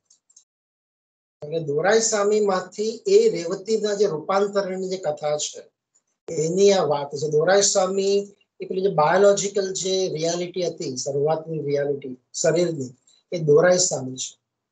અને અંતે જે હિજરામાં રૂપાંતર પામે છે દોરાઈસ્વામી, એક સાયકોલોજીકલ રિયાલિટી છે. તો એ રેવતી છે. તો આપણા જ દેશ તમિલનાડુના નમક્કલ તાલુકાની વાત છે અને એક નાનકડા ગામમાં દોરાઈસ્વામીનો જન્મ થાય છે. અને સ્વાભાવિક રીતે જ બાળકના જન્મ સમયે એ બાળકની જાતિ મેલ છે એટલે પુરુષ છે એમ માની લેવામાં આવ્યું. મા બાપ એ રીતે જ એને માની લે છે કે પુરુષ છે, મોટો થઈને પુરુષ બનશે અને પુરુષના જે કાર્યો એને કરવાના છે તે કરશે. એમાં લગ્ન પણ આવી જાય છે, વિજાતી આકર્ષણ પણ આવી જાય છે, બધું જ આવી જાય છે. પરંતુ આપણે જોઈએ છીએ કે સમય જતા આશરે 5 વર્ષની આસપાસ દોરાઈસ્વામીની અનુભૂતિનો સ્તર બદલાય છે. એટલે જે હવે જે સેક્સ જે છે એ પ્રોબ્લેમેટાઇઝ થાય છે. સેક્સનો સીધો સંબંધ જેન્ડર સાથે પિતૃસત્તાક સમાજમાં કરવામાં આવે છે કે મેલ છે એટલે એને આ રીતે જ બંધવાનું છે, તે હવે એક ગૂંચવાડો ઉભો થવા આવે છે. પોતાનું જેન્ડર, આ સેક્સ તો છે મેલનો, પણ જે અનુભૂતિ છે તે સ્ત્રીની છે. એટલે જે જૈવિક રિયાલિટી છે અને માનસિક રિયાલિટી વચ્ચે દ્વંદ્વ ઉભો થતો જાય છે. અગત્યની વાત એ છે કથામાં કુટુંબમાં કે ગામના એક પણ સભ્યનું નામ આવતું નથી. કથામાં એક જ નામ છે તે દોરાઈસ્વામીનું પોતાનું છે અને બીજા કોઈ નામ આમાં આવતા નથી. ખાસ કરીને ફેમિલી મેમ્બરના કોઈ નામ નથી. એટલે કથાનક જે તે સંપૂર્ણપણે દોરાઈસ્વામીના સ્વ, એનું મનોગત જગત, એના વલણો, એના પર જ ધ્યાન કેન્દ્રિત કરે છે. એનું કારણ એ પણ હોઈ શકે કે લેખિકા છે અથવા જે લેખક રાઇટર છે એ કદાચ બીજા લોકોને કોઈ તકલીફ આપવા માંગતા નથી. કે નામ કદાચ જાહેર થઈ જાય એટલે ગામનું નામ પણ નથી, નમક્કલ તાલુકાનું નામ છે પણ કોઈ ચોક્કસ ગામનું નામ આપણને જોવા નથી મળતું. એટલે જે આત્મકથાકાર છે એની આ એક પોતાની ચોઈસ છે જે આત્મકથાકારને મળે છે. કઈ વસ્તુને આત્મકથામાં સામેલ કરવી અને કઈ ન કરવી એ આત્મકથાકારની પોતાની એક ચોઈસ છે. મેમરી પણ એમાં ઘણો ભાગ ભજવી જાય. ઘણી વખત મેમરીમાંથી અમુક વસ્તુ છૂટી જાય તો પણ એમ કથાનકમાં ન આવી શકે. પણ અહીં એક ચોઈસના સ્વરૂપે ઘણા નામો કથાનકમાં આવતા નથી. એટલે મોટે ભાગે તમે જોશો તો સ્ત્રીઓની આત્મકથામાં લિનિયારિટી નથી હોતી, સુરેખ નથી હોતી. પણ આ કથાનક છે એ સુરેખ છે. પરંતુ આપણે જોઈશું કે એમાં 5 જે મુખ્ય સ્થળ છે એમાં વિસ્તરતું કથાનક છે. કથાનક છે એ શરૂઆત થાય છે તમિલનાડુના નાનકડા ગામમાંથી. શરૂઆતમાં જ દોરાઈસ્વામી આત્મકથાકાર છે પોતાના ગામનું વર્ણન કરે છે, જ્યાં દોરાઈસ્વામીનું બાળપણ વીતે છે. નમક્કલ નું એક ગામ, નમક્કલ તાલુકાનું એક ગામ, જ્યાંનો જન્મ થાય છે. એ સ્કૂલે જાય છે, 10મા ધોરણ સુધી અભ્યાસ પણ કરે છે. પણ ધીમે ધીમે તમે આપણે જોઈએ છે તેમ અમુક સમય પછી એનામાં અલગ જ પ્રકારના ફેરફારો માનસિક સ્તરે જોવા મળે છે. અને જે 5 સ્થળ છે તેમાં એનું પોતાનું ગામ, પછી દિલ્હી, પછી મુંબઈ, ચેન્નાઈ, બેંગ્લોર અને હૈદરાબાદ, આ 5 અલગ અલગ સ્થળે વિસ્તરતું કથાનક છે. શરૂઆતમાં એ પોતાના શાળા અને બાળપણના અનુભવની વાત કરે છે અને બાળક તરીકે એનું બદલાતું જે ભાવ વિશ્વ છે, બહુ જ પીડાદાયક આ બદલાવ છે અને જીવનની જે કઠણાઈ છે ત્યારથી જ ચાલુ થઈ જાય છે. આપણે વિચારી શકીએ 5 વર્ષનું બાળક ના જીવનની કઠણાઈ જેવો એની શરૂ થાય 5 વર્ષથી જે કેટલી પીડાદાયક હોઈ શકે. જ્યારે આપણે એક બાજુ બાળકને સંપૂર્ણ સુખ મા બાપ આપવાનું વિચારતા હોય એ સમયે બાળક એક હ્યુમિલિયેશન નો શિકાર બને, એને હળદૂત કરવામાં આવે પોતાના પેરેન્ટ્સ દ્વારા જ સૌપ્રથમ, તો એની જે માનસિક સ્થિતિ હશે કેટલી વિકટ હશે એ આપણે સામાન્ય હ્યુમન બીંગ તરીકે સમજી શકીએ છીએ.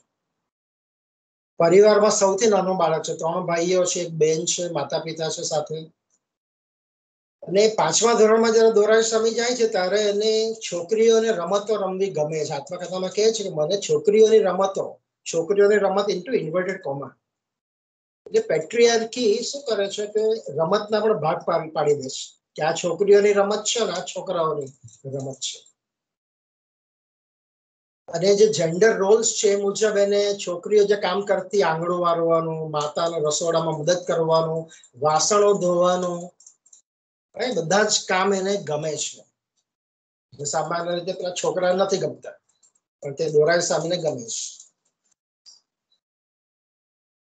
જયારે દોરાઈસ્વામી બહાર નીકળે છે ગામમાં અને શાળાએ જાય છે, ઘણા બધા શબ્દોનો પ્રયોગ થાય છે. એના માટે number 9, girl boy, female boy, ઘણા બધા શબ્દો, તમિલ શબ્દો વપરાય છે એના માટે.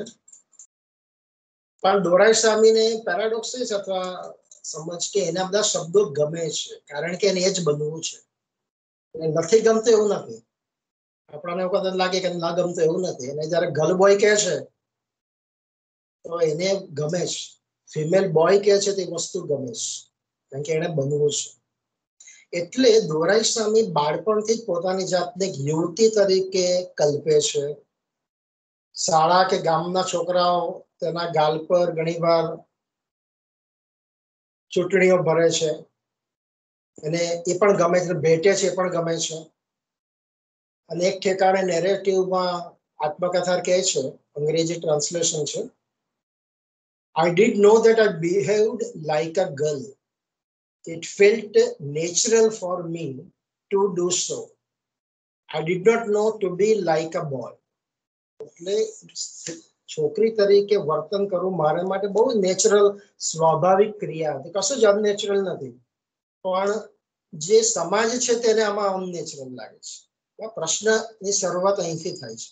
જે પિતૃસત્તાક સમાજમાં આપણે જે નેચરલ અને અનનેચરલ જે વિભાવનાઓ સ્થાપિત કરી છે, અને બાળકને આપણે વિભાવના આપીએ છીએ, બાળપણથી જે ભાષા શીખવીએ છીએ, એ ભાષાના માધ્યમ દ્વારા અથવા ધર્મના બધી વાર્તાઓ કહીએ છીએ, એના માધ્યમ દ્વારા અલગ અલગ સ્ટોરી કહીએ છીએ, એના માધ્યમ દ્વારા આપણે નેચરલ શું અને અનનેચરલ શું એની વિભાવના પણ દ્રઢ બનાવીએ છીએ. એટલે સૌથી જે પહેલી લડાઈ જે દોરાઈસ્વામીની ચાલુ થાય છે આ હિજરા નેરેટિવમાં, એ પોતાની જાતીયતા સામેની લડાઈ છે. પોતાની જાતીયતા સામેની લડાઈ. જયારે 10મા ધોરણમાં પ્રવેશે ત્યારે પોતાની જાતીયના ઓળખના પ્રશ્નો તેની સામે હવે એક મોટા સ્વરૂપે ઉભા થવા મળે છે. એ જાતીય સતામણીનો ભોગ પણ બને છે, જે દરેક હિજરા નેરેટિવમાં ઘણી કોમન વસ્તુ છે. લક્ષ્મી પણ એ સ્વીકારે છે કે પોતે જાતીય સતામણીનો ભોગ બની છે. ફેમિલીમાં જ એ ભોગ બનતા હોય છે પહેલા, અને છેવટે પોતાના કહી શકાય એવા કેટલાક સમૂહ એને મળે છે. પોતાના ગામમાં બહાર જાય છે ત્યારે પોતાના કહી શકાય એવા હિજરા કમ્યુનિટીના કેટલાક સાથી મિત્રો એને ભેગા થઈ જાય છે. એ છેવટે એક હિજરા ગુરુની મુલાકાત કરાવે છે, જે છેવટે એને દોરાઈસ્વામીમાંથી રેવતી નામ આપે છે. તમને જો ખબર હોય તો તમિલ ફિલ્મ ઇન્ડસ્ટ્રી બહુ જાણીતી હિરોઈન હતી રેવતી. કદાચ એને આપણા બોલિવૂડમાં પણ કામ કર્યું, હિન્દી ફિલ્મો પણ થોડી કરેલી રેવતી. તો એની સુંદરતાને કારણે એને રેવતીનું નામ એના ગુરુ એને કાપે છે, હિજરા ગુરુ છે તે. એટલે દોરાઈસ્વામીની જે લડત છે પોતાની જાતિ ઓળખ અંગેની લડત, એ ખરેખર તો આપણા સમાજમાં આપણા જે જાતીયતા અંગેના માપદંડ છે, આપણો જે સમાજ છે એને હેટ્રોનોર્મેટિવ સમાજ કહી શકાય, જેમાં હેટ્રોસેક્સ્યુઆલિટી અથવા વિજાતીયતાને એક નોર્મ તરીકે આપણે સ્વીકારી લીધી છે અને એને સ્થાપિત કરી દીધી છે. સ્ત્રી પુરુષના સંબંધ જ નોર્મલ સંબંધ છે, બધા બાકીના બધા સંબંધો એબનોર્મલ છે. આ પ્રકારની એક સમજ આપણે ડેવલપ કરીએ છીએ એ હેટ્રોનોર્મેટિવિટીના કન્સેપ્ટ છે. એ બધા જ હેટ્રોસેક્સ્યુઅલ સંબંધોને નોર્મલ ગણે છે, બાકીના સંબંધોને એબનોર્મલ ગણે. ગૌરાંગભાઈએ પણ આ બાબતે થોડીક વાત કરેલી. એટલે એને કારણે એક હોમોફોબિયા જેને કહી શકાય એવી એક પરિસ્થિતિ નિર્માણ થાય છે. સ્ટોરી નેરેટિવ આગળ વધે છે. રેવતીના મા બાપ છે, માતા પિતા, ભાઈ બહેન, સ્વાભાવિક રીતે જ એ પણ આ જ એક કલ્ચરના ભાગરૂપ છે, આ સમાજ રચનાના એક ભાગ છે. એટલે સૌ પ્રથમ તો કુટુંબના સભ્યો દ્વારા જ એની શારીરિક માનસિક પ્રતાડના થાય છે. વારંવાર એને હોકીની સ્ટિક થી કે ક્રિકેટની બેટ થી મારવામાં આવે છે. રેવતીને નોર્મલ બનાવવાના પ્રયત્નો પહેલા તો ચાલુ થાય છે. એના માટે ઈશ્વરને પ્રાર્થના કરવામાં આવે છે, માનતાઓ, બાધા આટલી બધી જ કરવામાં આવે છે. રેવતીનું મુંડન પણ કરાવવામાં આવે છે. માટે જે દોરાઈ સ્વામી છે, સર્વદા દોરાઈ સ્વામી છે. અને આ બધાથી કંટાળીને દોરાઈ સ્વામી એક સમયે પોતે આત્મહત્યા કરવા માટે વિચાર કરે છે. પોતાના પર કેરોસીન નાખી પણ દે છે, પણ જે દિવાસળી છે તે સળગતી નથી અને સદભાગ્ય બચી જાય છે. અને આ જયારે ઘટના બને છે ત્યારે મા બાપ અને ભાઈ બહેન માંથી કોઈ એને બચાવવા માટે નથી આવતું. લોકોની ઈચ્છા છે કે ભલે દોરાઈ સ્વામી પોતાની જાતને સળગાવી દે. એટલે જે નેરેટિવ છે એ ધીમે ધીમે ગામની બહાર પણ જાય છે. હા, દોરાઈ સ્વામીની યાત્રા ત્યાર પછી શરૂ થાય છે. પોતે ભાગી જાય છે પોતાના ગામમાંથી, દિલ્હી પહોંચી જાય છે અને છેવટે દિલ્હી તરફ એક હિજરા ઘરાનામાં જોડાય છે. આ હિજરા ઘરાનાનો જે કન્સેપ્ટ છે પણ બહુ જ સમજવા જેવો કન્સેપ્ટ છે. અને શા માટે હિજરા ઘરાનાની એક જરૂરિયાત છે, સામાજિક એક જરૂરિયાત છે અને પોતાનું એક સામાજિક સ્ટ્રક્ચર પણ છે, એક આર્થિક સલામતી છે. સામાજિક સલામતી એ દોરાઈ સ્વામી જેવા ઘણા બધા બાળકોને પૂરી પાડે છે. આ જે ઘરાના છે તેનો કોઈ ધર્મ નથી, જાતિ નથી. પરંપરાગત અર્થમાં કોઈ ધર્મ, જાતિ નથી. અહીં ગરીબ અને પૈસાદાર વચ્ચે, હિજરા વચ્ચે કોઈ તફાવત નથી. એટલે બધાને જ આવકાર છે. અને હિજરા ઘરાનામાં પ્રવેશ બાદ જ એક થર્ડ જેન્ડર તરીકેની સ્વીકૃતિ મળે છે. અને ત્યાર પછી એક જગ્યાએ રેવતી કહે છે કે I am not a man now, I am a woman and I have a family with a mother, grandmother and sister-in-law. આ બધા જ લોકો આ ઘરાનાના સદસ્ય છે. એટલે હિજરા જે ઘરાનાનો છે એ વિભાવના છે, એક સામાજિક સંરચના ધરાવતો એક સમૂહ છે. એની પોતાની એક ઇકોનોમી પણ છે, એની હાયરાર્કી પણ છે, કિનશિપ સંબંધો પણ છે, ગુરુ ચેલાનો સંબંધ પણ છે, માતા અને પુત્રીનો સંબંધ પણ છે, ત્યાં બહેનોનો સંબંધ પણ છે અને ગુરુ જ સર્વસ્વ છે, માતાના સ્થાને છે. અને જે સૌથી અગત્યની વાત એ છે કે ઘરાનાની કોઈ ફિક્સ્ડ બાઉન્ડ્રી નથી. તમે ઘરાના બદલી શકો છો. અને તમે અભ્યાસ કરીએ છીએ તો ખબર પડે છે કે આશરે 7 જેટલા હિજરા ઘરાના ભારતમાં અસ્તિત્વ ધરાવે છે. એક ઘરાનાનું નામ છે લશ્કરવાલા ઘરાના, બીજું છે ચકલાવાલા ઘરાના, લલનવાલા ઘરાના, ભિંડી બજાર વાલા ઘરાના, બાલક વાલા ઘરાના, પૂનાવાલા ઘરાના અને આદિપુર વાલા ઘરાના. આ 7 મુખ્ય હિજરા ઘરાના છે. અને કોઈ પણ હિજરા છે તો આ 7 ઘરાનામાં એક ઘરાના છોડીને બીજા ઘરાનામાં જઈ શકે છે. એટલા પ્રશ્નો થાય છે ઘણી વાર ઘરાના છોડીએ છે, હિજરા પણ છે તો મનુષ્ય છે, એટલે ત્યારે પણ કેટલાક પ્રશ્નો થાય છે. એમાં પણ પાવર સ્ટ્રગલ ને બધું જ છે. પણ છતાં એક જે બાઉન્ડ્રી છે પરમિએબલ બાઉન્ડ્રી છે, ફિક્સ્ડ બાઉન્ડ્રી નથી. એટલે રેવતી છે પોતાના જીવનયાત્રામાં ઘણા બધા ઘરાના બદલે પણ છે. મુંબઈ જાય છે, બેંગ્લોર જાય છે, ચેન્નાઈ જાય છે, હૈદરાબાદમાં છેવટે આવે છે. એટલે ઘરાના જોઈએ તો હિજરાના જીવન માટે એક ઓર્ડરનું પ્રતિક છે, સિટીઝનશીપ છે. એમ જોઈએ તો એક નાગરિકત્વ છે જેને લેવું જરૂરી છે. અને જે સૌથી અગત્યનો મુદ્દો છે એ રેવાતીની આત્મકથામાં છે અને જે લક્ષ્મીની આત્મકથામાં નથી, એ છે નિર્વાણ પ્રથા. લક્ષ્મી જે છે એ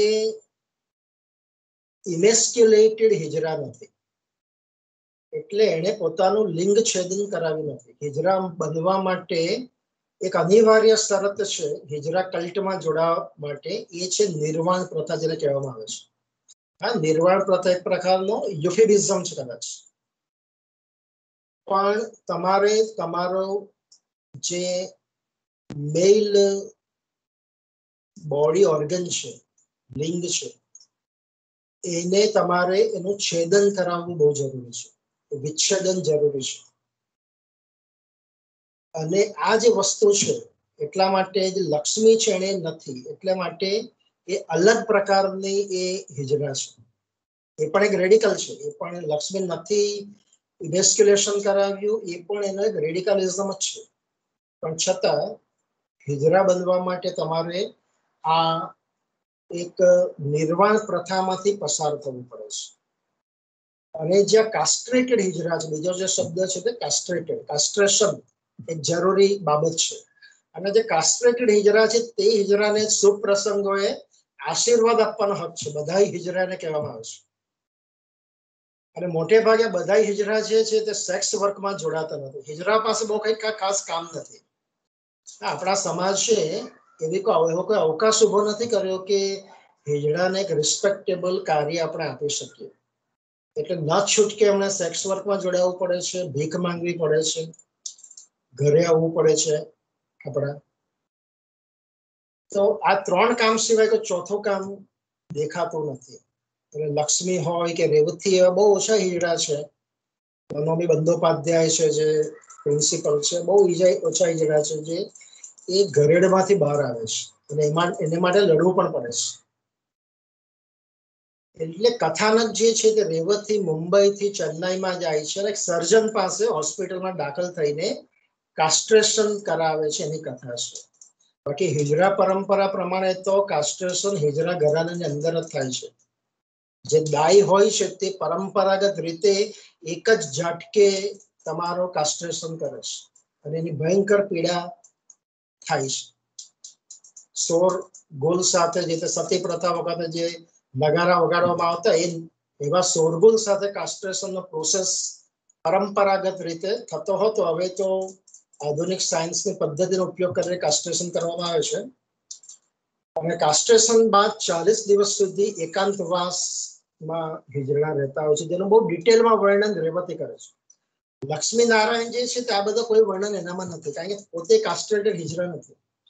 એટલે બે આત્મકથાનો બેઝિક જે તફાવત છે તે આ છે કે એક હિજડા કાસ્ટ્રેટેડ છે અને બીજા નોન કાસ્ટ્રેટેડ હિજડા છે.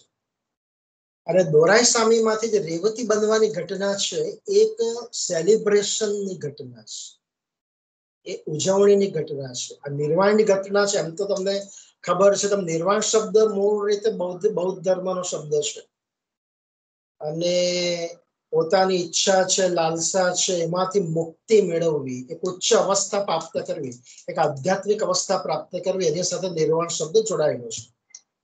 અને હિજરા બનવા માટે પણ આ પ્રકારની એક જે જૂનો તમારો જે સમાજ છે, તમારી ઈચ્છાઓ છે, સંબંધો છે, એમાંથી મુક્ત થઈ એક નવા જ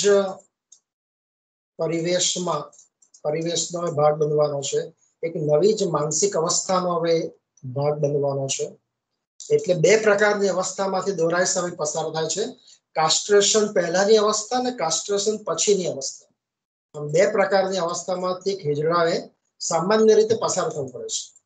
અને રેવતીની ઉંમર એ સમય આશરે 20 વર્ષની જ છે, બહુ મોટી નથી ઉંમર. હવે બીજી એક શરૂઆત જીવનમાં થાય છે, અને એ જ શરૂઆત છે કે એનામાં કેટલાક હોર્મોનલ ઇન્જેક્શન પણ લેવાના હોય છે. હિજરા પોતે સ્ત્રી બનવા માટે ઘણા હિજરા હોર્મોનલ ઇન્જેક્શનનો સહારો લે છે, જેથી સ્ત્રી તરીકે દેખાઈ શકે.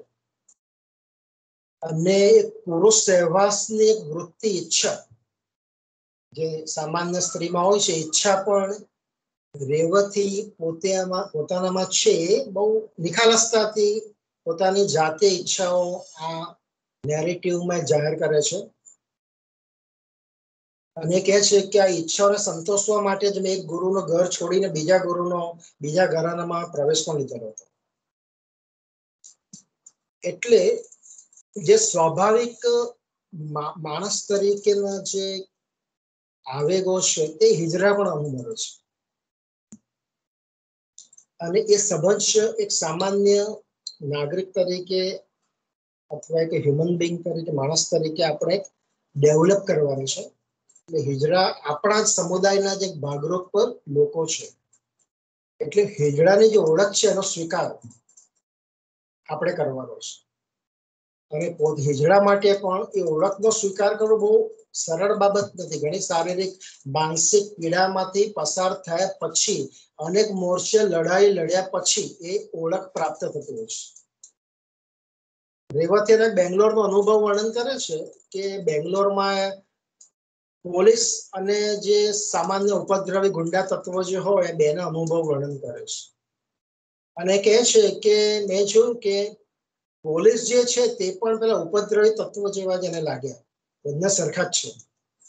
અને પોલીસ પણ અંદરની જેમ જ એના શારીરિક શોષણ કરે છે, લૂંટફાટ કરે છે, પૈસા બધા પડાવી લે છે. એટલે કહે છે કે મને પહેલી વાર સમજાયું કે આ બેમાં કોઈ ખાસ ફેર નથી. થોડી હ્યુમર પણ છે અને એક આક્રમક એક સમજ પણ છે.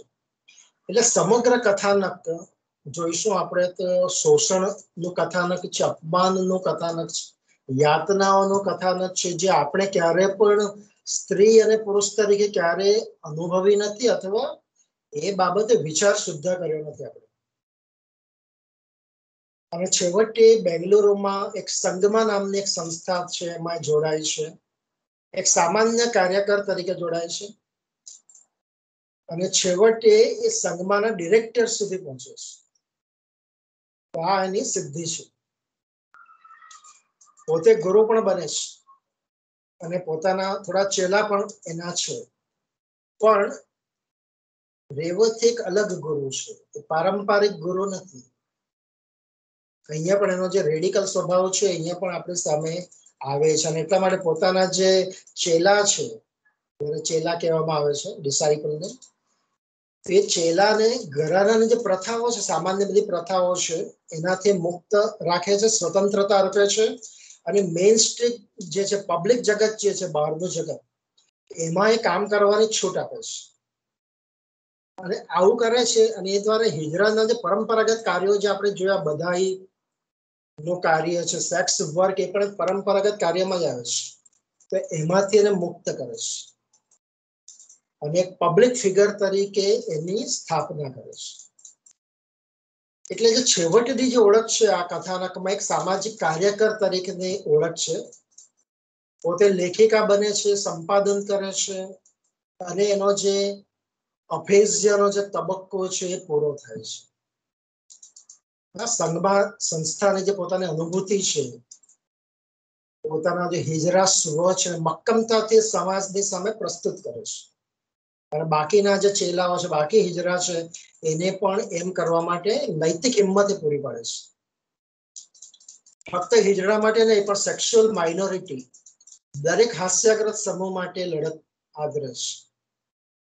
એટલે આ જે હિજરા જે નેરેટિવ છે અથવા જે ટેક્સ્ટ છે, અંતે હું મારા અંત તરફ આગળ વધી રહ્યો છું, તો ઘણા બધા પ્રશ્નો આપણી સામે ઉભા કરે છે, જે કદાચ કોઈ બીજું સામાન્ય નેરેટિવ ન પણ કરે.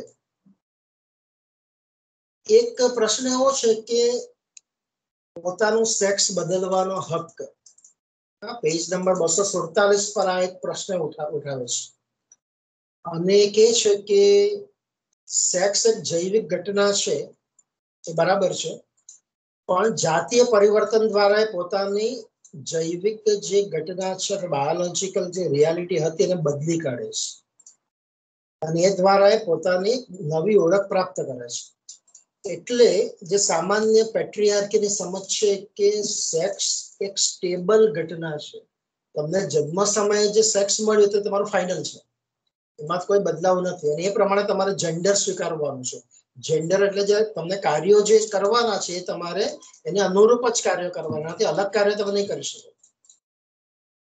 એ જે પિતૃસત્તાક સમાજની વ્યાપક વિભાવના છે, એને મૂળ સ્વરૂપે પડકારે છે. એટલે જે રીતે નારીવાદે કીધું કે ભાઈ જેન્ડર અલગ પણ હોઈ શકે, પુરુષ છે તો સ્ત્રીનું પણ કામ કરી શકે, અથવા સ્ત્રી છે પુરુષનું જ કામ પણ કરી શકે. સાંભળ્યું છે મેં કે ચેતન ભગત છે તે ઘરે રહે છે અને વાઈફ બહાર નોકરી કરે છે, રસોઈ કરે. ચેતન ભગત જાણીતા નવલકથાકાર છે, રાઇટર.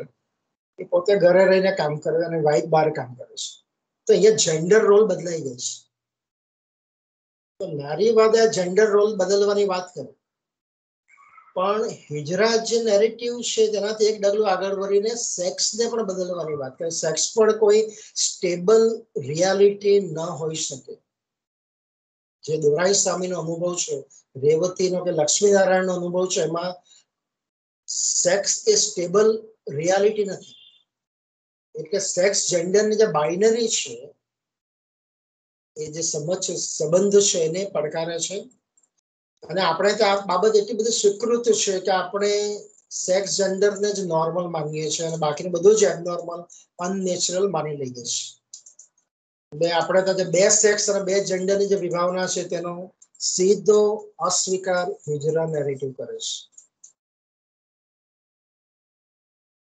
એટલે આપણે જોઈશું તો આત્મકથા જે લાંબા સમય સુધી એક મેઇન સ્ટ્રીમ એલિટિસ્ટ પુરુષ નો જે સ્વ છે, અથવા જે પબ્લિક સ્વ છે, બાહ્ય જગતમાં કાર્ય કરતા પુરુષનો સ્વ, ચોક્કસ વર્ગના લોકોનો સ્વ. પશ્ચિમમાં વાત કરીએ તો જે શ્વેત લોકો છે એ લોકોનો સ્વ, કે ભદ્ર વર્ગીય લોકોનો સ્વ. ભારતમાં પણ જે કથાઓ લખાય આત્મકથા, તો એ બધા ભદ્ર વર્ગીય લોકોમાંથી આત્મકથા બહાર આવે. શરૂઆતની આત્મકથા તપાસશો તો ભદ્ર વર્ગીય એલિટિસ્ટ જે ગ્રુપ છે એમના સ્વની જ વાત છે.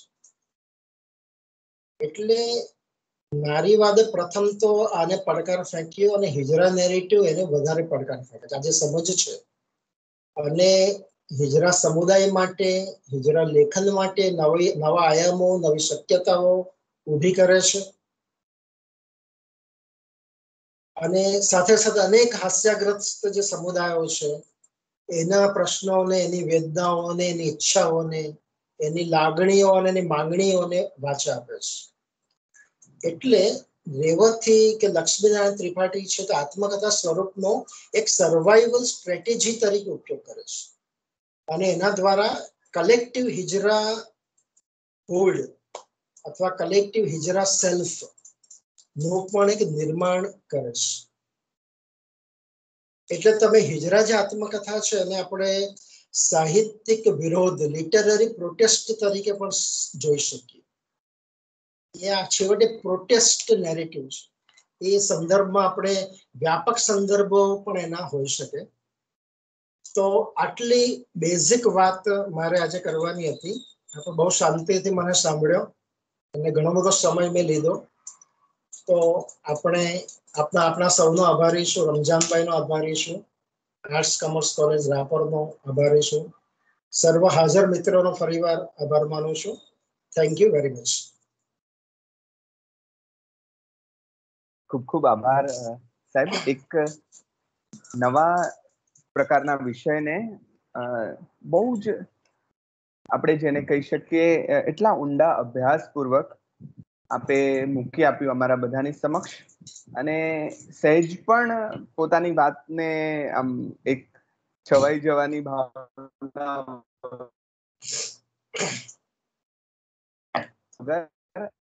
આખી ધીર ગંભીરતાથી આખી વાત અમારી સમક્ષ મૂકતા ગયા. અને મને એમ થાય છે કે આજના વ્યાખ્યાન આ ત્રીજા ને પણ સમજ્યા તમારા પહેલા 1 કલાકના લેક્ચરમાં પેરેલલ નારીવાદની જે રીતે વાત આવતી ગઈ અને શા માટે એ અવાજ ઉઠ્યો, હવે આ ત્રીજો અવાજ ઉઠી રહ્યો છે. આપણે આ દલિતવાદ કે નારીવાદની વાત કરતા હોઈએ ત્યારે ક્યારેક એવું પણ કોઈ બોલે છે, આ અંતિમ પણ ક્યારેક છે, એ વાત તમે જે રીતે મૂકતા ગયા એમાં નારીવાદ, દલિતવાદ અને હવે જાણે કે આ ત્રીજી જાતિ જેને આપણે સ્વીકારવી જ રહી, તો એ પોતાનો અવાજ કઈ રીતે બહાર બુલંદીથી લાવી રહી છે આ જાતિ, એનું એક સરસ ઉદાહરણ આપણે કલ્પી ન શકીએ એ રીતે તમે, કારણ કે આપણે એ સંદર્ભમાં બહુ વિચાર્યું નથી. તમે બહુ સ્પષ્ટ કહ્યું કે તમે ઉદાહરણો પણ આપ્યા, અને છેલ્લા 2000 વર્ષમાં નારી લેખન થયું હોય પણ આપણે કોઈ દિવસ એને પ્રકાશમાં જ આવવા ન દીધું હોય તો પછી કેવી રીતે ખબર પડે?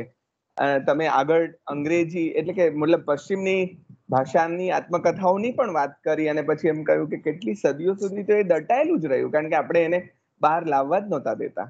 તો આ જે બે કામ તમે કહ્યા કે એક તો આ પૂર્વે એ સંદર્ભે થયેલું કામ બહાર આવે છે, અને હવે એક વિચાર તરીકે, એક જાણે કે ઝુંબેશ તરીકે આ આખી વાત, છેલ્લે તમે જે વાક્ય કહ્યું ને એમાં એમ પોતાનો જે વિરોધ છે, સાહિત્યિક વિરોધ આ રજૂ કરે છે આખી કૃતિ. તો એક આપણા જ સમાજની ના દબાયેલા અવાજને આ શબ્દો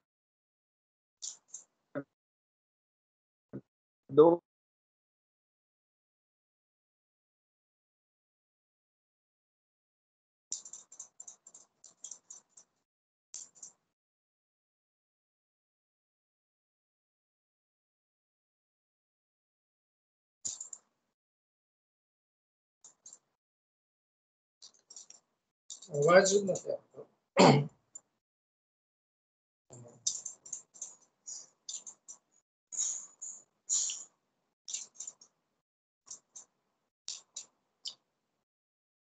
સોરી. તો હવે જી જી ભાવિનભાઈ, સોરી, એક અવાજ બંધ થઈ ગયો આવે છે, આવે છે. હાજી, હવે આવ્યો હશે. હા, નેટવર્ક જતું રહેલું. તો તમે એડમ અને ઈવની પણ વાત કરી, અને ત્યારે તમે એમ કહ્યું કે પહેલા એડમ આવ્યા એટલે પછી હવે ઈવ તો બીજા નંબરે જ હોય ને એમ, એટલે એને સમાજમાં પણ બીજા નંબરનું સ્થાન મળ્યું. તો આ તો ત્રીજા નંબરની નું અસ્તિત્વ, એટલે આપણે એને તો થોડી પહેલા આવવા દઈએ અને એને થોડી એનું કામ કરવા દઈએ. તો આ જે સામાજિક દૂષણ, આ પણ એક પ્રકારનું સામાજિક દૂષણ, એની વચ્ચે આવું એક અવાજ ઉઠે છે અને પોતાની વાત લઈને આવે છે, પોતાના પ્રશ્નો લઈને આવે છે, જેના તરફ આપણે બહુ ભાગ્યે જ વિચાર કર્યો છે. અથવા તમે બહુ સરસ આગળ વાત મૂકી કે હા, ક્યારેક આપણે એમને બોલાવીએ છીએ પણ એમાંય આપણી ગરજ છે, કારણ કે આપણને આશીર્વાદ જોઈએ છીએ. આપણને એમ થાય છે કે હા, એને રાજી રાખીએ તો આપણા ઉપર થોડી, એટલે અમારા પણ વડીલો અમને કે આવું કોઈ આવે તો એને રાજી કરવું એમ. તો એટલે એમ કે ઠીક છે, પણ આપણે એને દયાના ભાવથી અથવા તો ઉપેક્ષાના ભાવથી કે મોટે ભાગે આમ ત્યાગ, એટલે એના પ્રત્યે જરાક રિજેક્શનના ભાવથી આપણે બધા જોતા આવ્યા. અને આખું એક ચિત્ર તમે આ પરિપાટીનું મૂક્યું અને પછી કૃતિને એની વચ્ચે મૂકી, એટલે બહુ જ સરસ, કેટલાક બહુ જેન્યુઅન કહી શકાય એવા પ્રશ્નો તમે વચ્ચે વચ્ચે મૂકતા ગયા, અને જે કદાચ હવેના સમયના વધારે સાચા પ્રશ્નો છે, કે જે અત્યાર સુધી હતા જ પણ કદાચ આપણે એને સામે નહોતા આવવા દીધા, કદાચ આપણે એને અવાજ નહોતો આપ્યો, બોલવા જ નહોતા દીધા, કોઈ બોલે એ પહેલા જ દબાઈ ગયેલા. એટલે વિજાતીય આકર્ષણ સિવાયના તમામ આકર્ષણોને આપણે અનૈતિક ગણીને બેસીએ છીએ, તે એ આપણે નક્કી કરી નાખ્યું, આપણા સમાજે જ નક્કી કર્યું કે આ અનૈતિક છે, અને પછી એના માટેના વ્યવહારો પણ આપણે નક્કી કરી લીધા. અને એ પ્રમાણે સમાજ, તમે જે રીતે આખી કથા કહી કે ઘર, પરિવાર, એમાં જેનું શોષણ થાય, તો આપણે આપણી નજર સામે પણ એવા કેટલાક બાળકોને જોઈએ છે જે કદાચ આ બધામાં ના, એ પાછું વળી ત્રીજો મુદ્દો છે કદાચ, કે બાળકો થાય છે, એ પાછો ત્રીજો મુદ્દો છે. એટલે એના તરફ આપણે જતા, પણ મુદ્દો એ છે કે કઈ રીતે આવા પ્રકારના બાળકોનું શોષણ થાય, એ માનસિક સંઘર્ષ આરંભે અનુભવે. નાના હતા ત્યારે તમે કહ્યું કે મને છોકરીઓની રમત રમવી ગમતી ને એ બધાની રીતે રજૂ થવું ગમતું, પણ ઘરવાળાને તો એ ગમે નહીં. અને એમાંય આ તો ધારો કે કયા પરિવારમાંથી આવે છે એ બધું થોડું છુપાવ્યું છે, પણ જો એવા કોઈ સમાજમાંથી આવતું હોય કે જેમાં તો પુરુષ એટલે આમ મૂછનો આમ વીંટીને જ ફરે, એ જ પુરુષ કહેવાય એમ, એટલે એવો વટ પડાવે, એવા કોઈ સમાજમાં ધારો કે કોઈ પુરુષને આ પ્રકારની ભાવનાઓ જાગે, તો એની શું સ્થિતિ થતી હશે એ આપણે કલ્પી શકીએ. તો દોરાઈસામીમાંથી એ રેવતીની આખી વાત તમે બહુ જ સરસ ઘણા જ મોટા પરિપ્રેક્ષ્યમાં કરી છે. અને એક નવો વિચાર, કદાચ સાહિત્યમાં એક નવો આયામ ધીરે ધીરે પ્રવેશી રહ્યો છે. એમ આપણે કહીએ દલિતવાદ ને નારીવાદની જેમ આ એક નવો વિચાર પ્રવેશે અને કદાચ આવનારા દિવસોમાં આ વિશે વધુ લખાય, વધુ અવાજ બહાર આવે. તમે કહ્યું પણ ખરું કે એકાદ પુસ્તક એવું પણ થયું કે જેમના એ રેવતીએ પોતાની જેમ બીજા એવા જે થર્ડ જેન્ડર છે, વેન્ડર છે,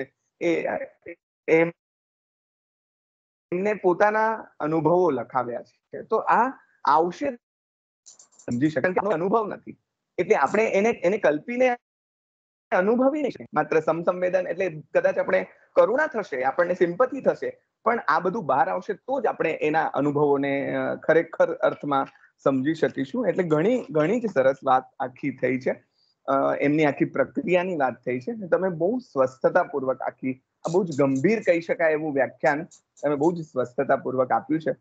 ઘણું મને મન થાય, પણ તમે એક વાક્ય જે કહ્યું પોલીસ અને ગુંડાઓ બે ઇઝ ઇક્વલ ટુ, મારે હું અહીંયા લખતો તો ત્યાં મેં બરાબર છે એમ શબ્દ નહીં લખ્યો, બે લીટા જ કર્યા કે પોલીસ ઇઝ ઇક્વલ ટુ આ જે બધા ઉપદ્રવી તત્વો છે.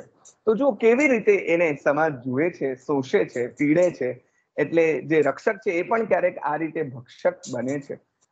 અને ત્યારે એમની સ્થિતિ શું થાય છે. પણ એ બધામાંથી સૌથી મોટી વાત જે આપણને એ રેવતીની લાગી, એ જે આપણા માટે પણ એઝ અ હ્યુમન બીંગ પ્રેરક લાગે છે, તે એ છે કે એ આ બધામાંથી બહાર આવીને એના સમાજ માટે કામ કરતા થયા છે. અને તમે કહ્યું કે એ ગુરુ બન્યા છે, પણ એ પારંપરિક ગુરુ નથી બન્યા.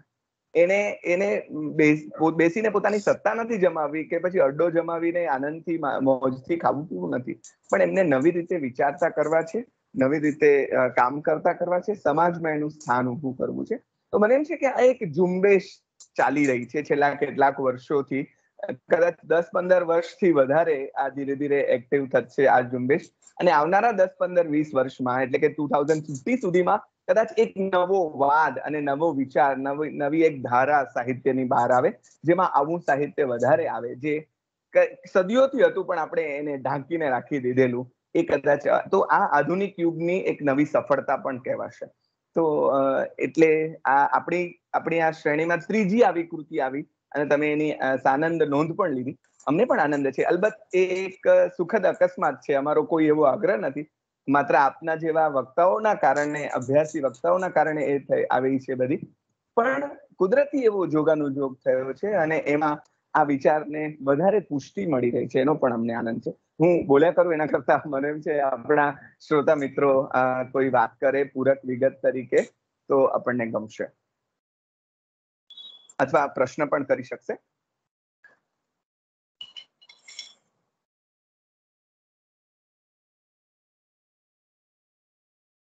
જી રાવલ સર. હા જી સર, પ્લીઝ સર. ખૂબ જ સ્વસ્થતાથી સાહેબે પોતાનું વક્તવ્ય આપ્યું કે મારી લાઈન રમજાનભાઈએ ચોરી લીધેલી હતી, એટલે હવે એમાં તો હું કઈ બોલીશ નહીં. પણ તમે એક જે નોંધ, એટલે રેવતીએ પોતે નોંધ્યું, એ નોંધેલી બાબત પોલીસ અને ગુંડા બાબતની જે એમની હતી, એ એમની ખરેખર સાચી જ શું કહેવાય કે ઓબ્ઝર્વેશન છે.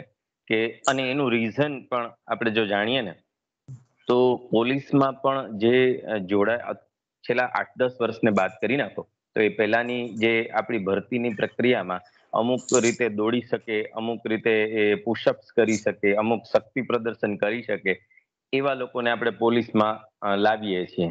બંધારણના જ્ઞાતા લોકોને લાવીએ છીએ એવું કઈ નથી પોલીસમાં, જે છેલ્લા 5-7 વર્ષમાં ચેન્જ થયું છે. અને એને લીધે અત્યારના જે સાવ યંગ જનરેશનના 25-26 વર્ષના છોકરાઓને જોઈએ છીએ પોલીસમાં, તો એ ખરેખર એકદમ સહૃદય રીતે વર્તતા જોવા મળે છે. અને એ લોકો, કારણ કે બંધારણના પ્રશ્નો હવે એ લોકોની પરીક્ષામાં પૂછાય છે, એટલા માટે થઈને એ લોકો હવે સુધરે છે. એટલે રેવતીને તો અનુભવવાનું આવ્યું, આપણે તો માત્ર બુકિશ નોલેજ આ બાબતનું છે, તો એને અનુભવવામાં આવ્યું, એનું ઓબ્ઝર્વેશન સાચું છે. પણ મને એવું લાગે છે કે આપણે, કારણ કે સૈન્યમાં કે આમાં ભરીએ છીએ માણસો જ એવા ભરીએ છીએ કે જે બે જણાને લાફા મારી શકે એવા લોકોને જ ભરીએ છીએ. તો એ એક ઓબ્ઝર્વેશન એમનું સાચું છે. તમે એક આગળ વાત કરી રેડિકલ વિચારની, તો એમાં રેવતી છે એ પેલું લિંગ છેદન કરેલા છે અને લક્ષ્મી છે એ લિંગ છેદન કરેલા નહોતા, એ વાત આપે કરી. તો મને થોડુંક એમ લાગે કે લક્ષ્મી છે એ હજી વધારે રેડિકલ આમના કરતા કહેવાય કે એમણે એ પરંપરાની જરૂર ન લાગી. અને કારણ કે એક જાતની તો આ તો પીડા જ આમ તો સહન કરવાની આવી, તો એ પીડા સહન કરવાને બદલે એમણે એમ પસંદ કર્યું કે એટલે કે લક્ષ્મીએ, તો એ દ્રષ્ટિએ રેવતી કરતા મને લક્ષ્મી વધારે મોડર્ન લાગ્યા. હા, આ તો એવું મારું છે સર. ઓબ્ઝર્વેશન. બરાબર છે, તમારો એટલે ઓબ્ઝર્વેશન કદાચ સાચું તમે છે. આવે છે ને? હા, એટલે આ બે વસ્તુ અને જે આ પેલા લક્ષ્મીની વાર્તા જે સાહેબે રજૂ કરી હતી, એ તમારા વાતમાં એ વસ્તુ બહુ જ આવી ગઈ ઘણી બધી વાર, પણ એની અંદર એક એમણે જે કરી એમાં કુટુંબ દ્વારા એક તો એને હૂંફ આપવામાં આવી અથવા તો થોડા અંશે મળી, અને એ બહુ પછી અગત્યનું કારણ છે. હા એ બહુ અગત્યનું રીઝન છે. હા હા એ આપે લીધું. આમાં રેવતીની વાત રજૂ કરતી વખતે એ લીધું, કુટુંબની હૂંફ મળી, પછી એમનું એજ્યુકેશન એમને કામ લાગ્યું, અને હવે આપણો રોલ બને છે કે સમાજે પણ એને માણસ તરીકે સ્વીકારવાના છે. આટલું કરવાથી હવે માની લો કે એમની સેક્સ્યુઅલ પ્રેફરન્સ જુદા હોઈ શકે છે, તો મને તો એવું લાગે કે દરેક માણસના જુદા હોઈ શકે છે. એટલે એવું આપણે કોઈને આ બાબતે એના સેક્સ્યુઅલ પ્રેફરન્સના આધારે એને હા ના કરી વ્યક્તિને રિજેક્ટ કરીએ કે એને એપ્રિશિએટ કરીએ, બે વસ્તુ ખોટી થાય. એટલે આપણે ધારો કે આમાંથી લિટરેચરમાંથી શીખીએ શું, એમ એટલું મારું કોન્ટ્રીબ્યુશન. તમારામાં હું પૂર્તિ જ કર્યો, કોઈ સવાલ તો શક્ય જ નથી, પણ એમ પૂર્તિ કરી રહ્યો છું કે મને થોડું એવું લાગ્યું કે લક્ષ્મી રેડિકલ વધુ છે, અને પોલીસમાં બંધારણનું સમજણ એ લોકોની ઓછી છે. જો બંધારણની સમજણ હોય તો એમને એમના પ્રત્યે સંવેદનશીલતા હોય જ. અને ત્રીજું એજ્યુકેશન અને કુટુંબની હૂંફ એમને મળેલી હોય, અને સમાજે સ્વીકારવું રહ્યું, સમાજે જોવું રહ્યું કે આપણે એ વ્યક્તિ તરીકે તો એને સ્વીકારવાના જ છે. સાચી વાત સર. આમાં એક થેન્ક યુ. મુદ્દો સર રજૂ કરું હા કે લક્ષ્મી નારાયણનું જે રેડિકલિઝમ છે એની પાછળ ખાસ તો એનો જે સામાજિક બેકગ્રાઉન્ડ છે એ બહુ અગત્યનું છે. લક્ષ્મી એના પેરેન્ટ્સની સાથે જ રહે છે, સ્વીકાર્ય છે. એના ફાધર કે મધર ક્યારે એને ઘરમાંથી બહાર નથી કાઢી મૂકી, અને એક ડાન્સર તરીકે એને પોતાનું કાર્ય ચાલુ જ રાખેલું. એ હિજડા સમુદાયમાં જોડાય છે પહેલા, પણ એક ડાન્સર તરીકે પોતાનું ઇન્ડિપેન્ડન્ટ જે આઈડેન્ટિટી એને ઊભી કરેલી, બહાર રાખી કરી હતી. એ કોલેજનો પણ અભ્યાસ કરે છે, ગ્રેજ્યુએશનનો અભ્યાસ એને મુંબઈ જેવા સ્થળે કર્યો છે. એટલે આ બધા જે આયામો છે ને એને કારણે એનામાં એક રેડિકલિઝમ એ ડેવલપ થયો, ખાસ કરીને કાસ્ટ્રેશન બાબતે. જ્યારે રેવતીને એ પ્રકારનો કોઈ લાભ નથી મળ્યો. ઘરનું જે વાતાવરણ છે તો એકદમ જ સામાન્ય કક્ષાનું ઘર છે, જ્યાં કોઈ એજ્યુકેશન પણ ખાસ કઈ નથી. બહુ સામાન્ય ગામડામાં એનો જન્મ થાય છે, ઉછેર થાય છે. 9મા 10મા ધોરણ સુધી માંડ એ ભણે પણ છે, અને પછી તેને ઘર છોડી દેવાનો વિચાર આવે. જ્યારે લક્ષ્મી છે તે કોલેજ સુધી એ મા બાપની સાથે જ રહેશે. એટલે એને બીજા કોઈ સામાજિક રીતે ખાસ કરીને ઘરમાંથી જે પહેલું શોષણ થાય અથવા અવહેલના જે થાય, ઘરની અવહેલના, બાળકની મોટી અવહેલના ઘરની છે, પછી બધી અવહેલના સેકન્ડ નંબરની કદાચ હોઈ શકે. એટલે આ બે અનુભૂતિ ના જે સ્તર છે અથવા લેવલ છે, ડિગ્રી છે, અનુભૂતિની ડિગ્રી, એ રેવતી અને લક્ષ્મીમાં બહુ ખાસ ફરક છે. એટલે એ જે પ્રકારની બોલ્ડનેસ જે કદાચ છે લક્ષ્મીમાં, એ એના ચોક્કસ પ્રકારના સામાજિક બેકગ્રાઉન્ડ અને ઉછેરને કારણે ડેવલપ થઈ. એટલે જ્યાં કાસ્ટ્રેશનનો પ્રશ્ન આવ્યો ત્યારે કદાચ એને ના પાડી દીધી, અને કદાચ એ ચોઈસ રેવતી પાસે નહોતી. પણ રેવતીનું રેડિકલિઝમ પછી આપણને ખબર પડે કે જ્યારે રમજાનભાઈ કીધું કે ગુરુ બને છે ત્યારે જ ચેલાને એ પ્રકારના કોઈ બંધનમાં રાખતી નથી. એટલે એ રેડિકલિઝમ એનામાં છે, પણ એ તે સમયે 20 વર્ષની ઉંમર હતી ત્યારે, એ સમયે કદાચ એનામાં નહીં હશે. જેમ જેમ એની સમજ ડેવલપ થાય છે તેમ એ એક રેડિકલ એક વ્યક્તિત્વ તરીકે જેની આજે સમજ ડેવલપ થાય છે. એટલે આજના સંદર્ભે કદાચ મૂકીએ તો રેવતી અને લક્ષ્મી બંને જ પોતપોતાની રીતે રેડિકલ હિજડા આપણે ગણી શકીએ લોકોને. Thank you sir. આપે જે વ્યાખ્યાનમાં સાહેબ કહ્યું ને કે એ જ્યારે આપઘાતનો પ્રયત્ન કરે છે ત્યારે કેરોસીન છાંટી દે છે આખા શરીર પર, ત્યારે ઘરવાળા ઈચ્છતા નથી કે એને જઈને બચાવે, બલકે એમ ઈચ્છે છે કે ભલે ને મરી જતો આ બાળક એમ. તો હા, એટલે આ જે ત્યાં આ જે ડિફરન્સ છે બંને વચ્ચેનો, એટલે લક્ષ્મીની વાત થઈ ત્યારે મેં પ્રશ્ન કરેલો કે આ તો એમને આ બધું મળ્યું એવાની એક કથા આપણે આવી રહી છે, એમાં આટલા બધા પ્રશ્નો છે. તો જે એવા સમાજમાંથી આવે છે કે જ્યાં આ બધું ત્યાજ્ય છે, જ્યાં એનો સ્વીકાર પણ નથી, ઘરમાં પણ નથી, સમાજમાં પણ નથી, એટલે બધી જ જગ્યાએથી સંભળાયેલી આવી કેટલીય લક્ષ્મીઓ આપણી આસપાસ, કેટલીય રેવતીઓ આપણી આસપાસ ફરે છે કે જેના તરફ આપણે કદાચ જોવાનું પણ ટાળીએ છીએ, આંખ મીચામણા કરીએ છીએ, આપણે એમ કહી શકીએ.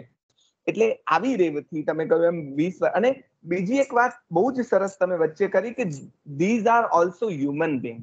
એટલે આપણે પાછા એમની જયારે વાત મૂકીએ છીએ ત્યારે પછી હવે એ લોકો વિશેષ કરીને બહાર આવી રહ્યા છે ત્યારે they have to think as a great મતલબ હ્યુમન બીંગ અને એવા જ કંઈક કરવા જોઈએ એવું નથી. એમણે કહ્યું કે મારા જે સંબંધો છે, મારા જે શારીરિક આકર્ષણો છે તો છે, એનો સ્વીકાર વતા હું એઝ અ હ્યુમન બીંગ, કેમ આપણે એના ગુણ દોષ સાથે એને એક હ્યુમન બીંગ તરીકે સ્વીકારીએ અને પછી એ જે આમ વિકાસ, ચૈતસિક વિકાસ પણ જે થયો એ પણ આપણે જોઈ શકીએ. પણ એ ઉંમરે કદાચ એ બિલકુલ સંભવી ન શકે. Yes sir, please.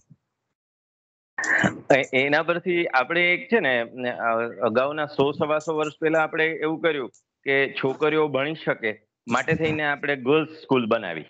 હવે એ આપણે કારણ મજબૂરી છે, એ કઈ બેસ્ટ વસ્તુ નથી, પણ મજબૂરીમાં આપણે એમ કર્યું તો સેમ વસ્તુ એ મજબૂરીને હજી એક સ્ટેપ આગળ લઈ જઈએ તો એટલીસ્ટ આ લોકો ભણે, પ્રાઇમરી એજ્યુકેશન ફરજિયાત એમ કરીને એની અલગથી સ્કૂલ, અથવા તો છોકરીઓ સાથેની સ્કૂલ, અથવા તો છોકરાઓ સાથેની સ્કૂલ, આવું કંઈક કરવું પડે. એ હું જરાય એ મતનો નથી કે શું કહેવાય છોકરા છોકરીઓની અલગ સ્કૂલ હોવી જોઈએ, એ મતનો નથી બિલકુલ.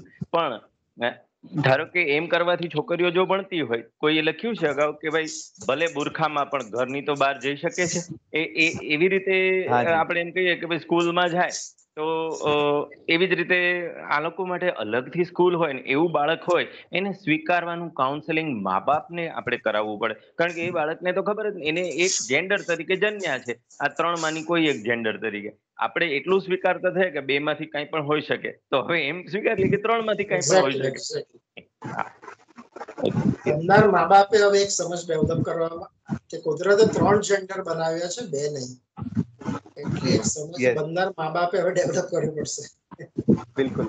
યસ, સંધ્યાબેન પ્લીઝ આપ વાત કરી શકો અને એના પછી સૂચનાબેન. ભવિનભાઈએ ખૂબ જ એટલે બહુ જ મોટું આખું આમ સર્કલ દોર્યું અને બહુ જ મોટા પરિપ્રેક્ષ્યમાં એટલે આખું એક બેકગ્રાઉન્ડ આપીને એની સાથે એના અંડરમાં આપણે આખી આ કૃતિની વાત કરવાની, એ વાત તો બહુ જ ગમી. અને મને ખાલી એક મુદ્દો એ આમાં પણ પૂરતી જેવું કે એકદમ શરૂઆતમાં જે ભવિનભાઈએ વાત કરી ને લિટરસી અને ઇલિટરસી બાબતે, કે જે લોકો નવું શીખવા માંગે છે એ હવે લિટરેટ કહેવાશે, બરાબર? તો એ દ્રષ્ટિએ આપણે જોઈ શકીએ કે આ રેવતી જે છે એ ભલે 10 ધોરણ ભણેલી છે, પણ એ કદાચ લિટરેટ છે. અને મોટા ભાગના આપણા જે લોકો જે પ્રબુદ્ધ કહેવાય એવા લોકો પણ, એટલે પ્રબુદ્ધ કહેવાય એવા તો નહીં, પણ જે ગ્રેજ્યુએટ છે, પોસ્ટ ગ્રેજ્યુએટ કે આપણે જે પીએચડી કક્ષાના પણ હોય, પરંતુ નવું શીખવા જે તૈયાર નથી, તો એ દ્રષ્ટિએ આપણે આ જે જેન્ડર છે એને આપણે લિટરેટ કહેવી પડે. બસ આ એક મુદ્દો કેવો હતો. ખૂબ જ મજા આવી, ખૂબ જ. એટલે એમ થાય કે બસ જાણે આખી આ વસ્તુ, અને ઘણા બધા બીજું કે તમે જે કહ્યું એમાં કેટલા બધા પુસ્તકો, કેટલા બધા સંદર્ભો, એમ થાય કે કેટલું હજુ વાંચીએ તો કેટલું બધું જાણવા મળે.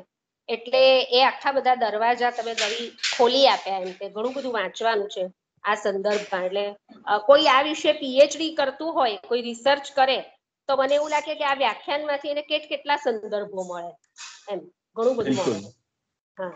બિલકુલ ખરી વાત છે બેન. અને પેરેલલ નારીવાદની પણ એટલી જ વાત એમણે કરી. એટલે બંનેનો એમનો જે ઊંડો અભ્યાસ છે એટલે હા. પીએચડી નો આ સઘન અભ્યાસ કાલે અમને લાભુભાઈએ જે MA ના ડેઝર્ટેશન ને આટલું ખીલવ્યું, તો સાહેબે આજે પોતાના હા. પીએચડી ના અભ્યાસને આમ જાણે આપણી સામે આમ ખુલ્લું હા, વિકસિત કરી બિલકુલ. દીધું. જી જિજ્ઞાબેન પ્લીઝ આપ બી કમ્પેરેટિવ વાત કરી શકો. Thank you sir.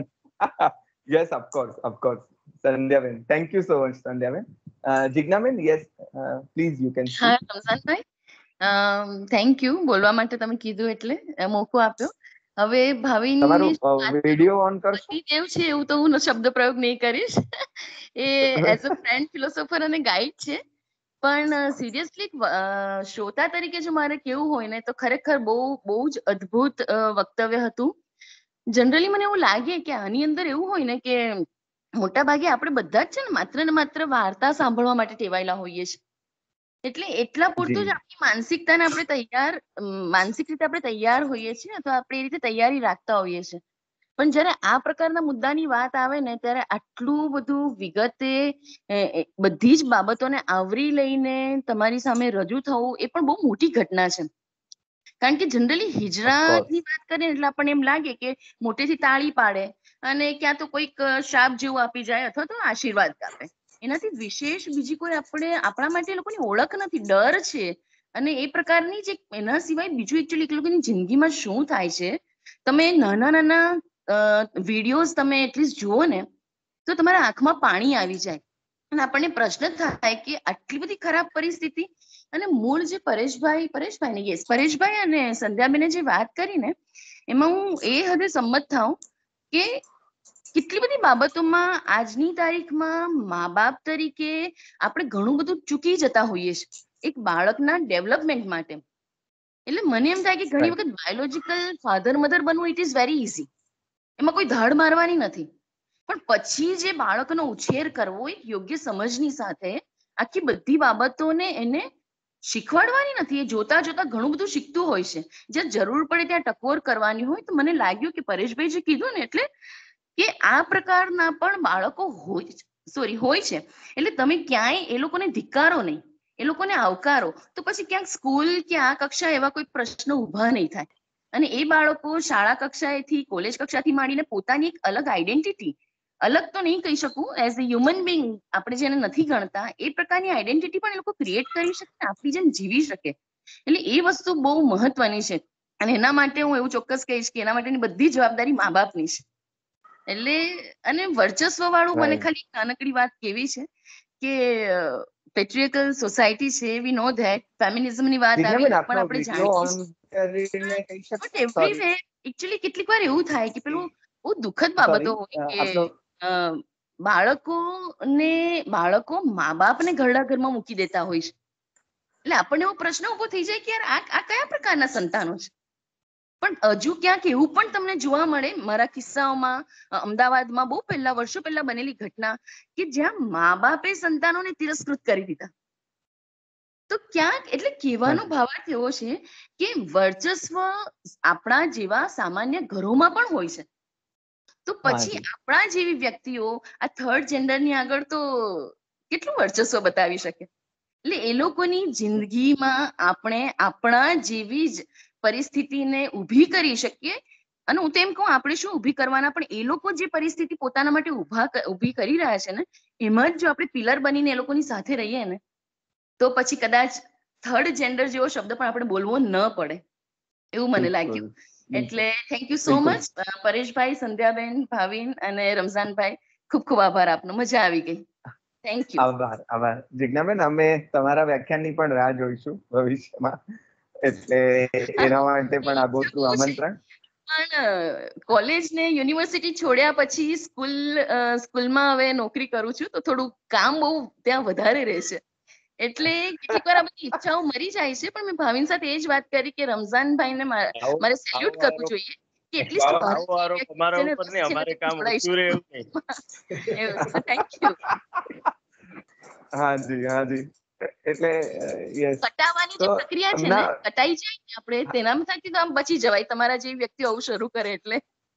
અરે ના બેન, અરે. પણ અમે રાહ જોઈશું તમારી. ભાવિનભાઈ પાછળ અમે પડ્યા રહીશું કે તમને સારી રીતે જેમ એમને કહ્યું હતું કે ભાઈ આપણા ચેતન ભગત છે એ રસોઈ બનાવશે અને એટલે એવી રીતે ભાવિનભાઈ રસોઈ કરશે, પણ તમે વ્યાખ્યાનની તૈયારી કરજો. આજના વ્યાખ્યાનની એટલી તો ફલશ્રુતિ હોઈ જ વેરી શકે. Supportive person. હસબન્ડ નહીં કહું, યસ સાથી યસ છે જિંદગીનો બહુ મોટો. Yes, of course of course of course. પણ આપણે જે વિચાર અને મુદ્દો મૂક્યો ને, એમને ભાવિનભાઈએ બહુ સરસ રીતે વાત મૂકી કે આપણે જ એવો સંજોગ ક્રિએટ કરીએ છીએ કે પછી એ લોકો પાસે કાં તો ભીખ માંગવી, કાં તો આ રીતે કોઈ આરંભ સમારંભમાં જઈને મનોરંજન કરવું, કે પછી સેક્સ વર્કર તરીકે કામ કરવું. આપણે એના માટે ચોથો દરવાજો ખુલ્લો જ નથી રાખ્યો એવું લાગે. પણ એની વચ્ચે હવે આપણે આ સોશિયલ મીડિયા ઉપર કેટલાક એવા પાત્રોને કામ કરતા જોઈએ. હમણાં મેં લગભગ સુરત કે એ બાજુના જ કોઈ એવા પાત્રનો વિડીયો જોયેલો કે જે પોતે આવા સરસ ફરસાણ વગેરે મીઠાઈ ફરસાણની દુકાન ચલાવે છે, કોઈ આવું કામ કરે છે, કોઈ તે. હા, તો સુરત, રાઈટ. હા, તો એટલે હવે ધીરે ધીરે રમજાનભાઈ, મુંબઈમાં એક જણ છે ને, એને પેલું વિડીયો મોકલી અને શું કહે છે, એને પત્રકારત્વ કરે છે. એનો એક શબ્દ છે અત્યારે યાદ નથી. હા, એ વિડીયો પત્રકારત્વ તરીકે કોઈ સારી ન્યૂઝ ચેનલમાં કામ કરી રહ્યા છે. અને એણે આ રીતે છેલ્લા વર્ષમાં જ આ કામ કર્યું. લોકડાઉન દરમિયાન જ શરૂ કર્યું અને અંતે એક એણે જે સરસ વાત કીધી બહુ કહેવા જેવી છે કે એને એક આઈ કાર્ડ આપ્યું એની કંપની વાળાએ, અને એને એક શું કહેવાય, એને એક ઓર્ડર આપ્યો કે ભાઈ આ તમે અમારા પત્રકાર તરીકે કામ કરો છો. આ બે વસ્તુ, એ કે મને પગાર કરતા પણ આ બે વસ્તુ, આઈ કાર્ડ મને મળ્યું અને મને ઓર્ડર મળ્યો, કોઈ કે નોકરી પર રાખ્યો, એ બે બાબત એને પસંદ આવી હતી. અને એને કહે છે કે ફોટો જર્નાલિસ્ટ કહે છે. હા, ફોટો જર્નાલિસ્ટ. Okay okay. હા, સાહેબે એવા બીજા પણ થોડા ઉદાહરણો આપ્યા. અને એમણે કલકત્તામાં કોઈ કોલેજના પ્રિન્સિપાલ, આઈ થિંક તમે બોલ્યા, અને બીજા પણ એવા ઉદાહરણો આપ્યા. પણ તમારો જે આનો ઊંડો અભ્યાસ, એ લોકોના ઘરાના સુધીનો ને એ બધા સુધીના ઊંડા અભ્યાસની વાત અહીંયા, એટલે આ બધું આ પુસ્તકમાં છે કે આપે એના વિશે સ્પેસિફિક અલગથી પીએચડી નિમિત્તે એ અભ્યાસ કર્યો છે? હા, એ થોડો અભ્યાસ કર્યો છે. અહીંયા પુસ્તકમાં અમુક ઘરાનાની વાત નથી, પણ કારણ કે તમે એને બહુ જ બ્રોડલી લીધું. કારણ કે કોઈ એક પુસ્તકની પાછી જે વ્યક્તિગત મર્યાદા હોઈ શકે પોતાના દર્શનની, પણ તમે એને જે રીતે મૂક્યું એ બહુ જ બ્રોડ સેન્સમાં મૂકી આપ્યું. તો આપણે કમસે કમ આપણા ચશ્મા બદલીને આ બધા પાત્રોને જુદી રીતે જોતા થઈએ તો પણ આ ફળશ્રુતિ થશે આ વ્યાખ્યાનની. અને આ સંદર્ભે વાત થતી થઈ તો ક્યારેક આ બદલાવ પણ આવતો થશે. અને આપણી આંખો એ જોવા માટે હોય એ દિવસોમાં થાય તો બહુ સારું, નહીતર આવનારા સમયમાં તો થશે જ થશે, કારણ કે એ થઈને જ રહેવાનું. તો આ બહુ જ સરસ વાત ભાવિનભાઈ, આપણે એક નવા વિષયની બહુ ગંભીરપૂર્વક, બહુ વિશદતાપૂર્વક આખી વાત કરી છે. એટલે અમે બધા આપના ઋણી રહીશું એ સંદર્ભે. અને બહુ જ આનંદભેર તમારો સાહેબ અને બધા મિત્રો વતી આભાર માનીએ છીએ કે આવી એક સરસ વાત વિચારતા કરી મૂકે એવી વાત, માત્ર કેવળ મનોરંજન કે કેવળ થોડી ક્ષણો માટેની ભાવુકતા પ્રેરે એવું નહીં, પણ આપણને જુદી રીતે વિચારતા કરે એવું એક વ્યાખ્યાન આજનું બની રહ્યું. એ માટે આપનો અને સૌ સાથી મિત્રો જે જોડાયા એમનો આભાર. આપણે એ આવતીકાલના મણકાની જાહેરાત કરું.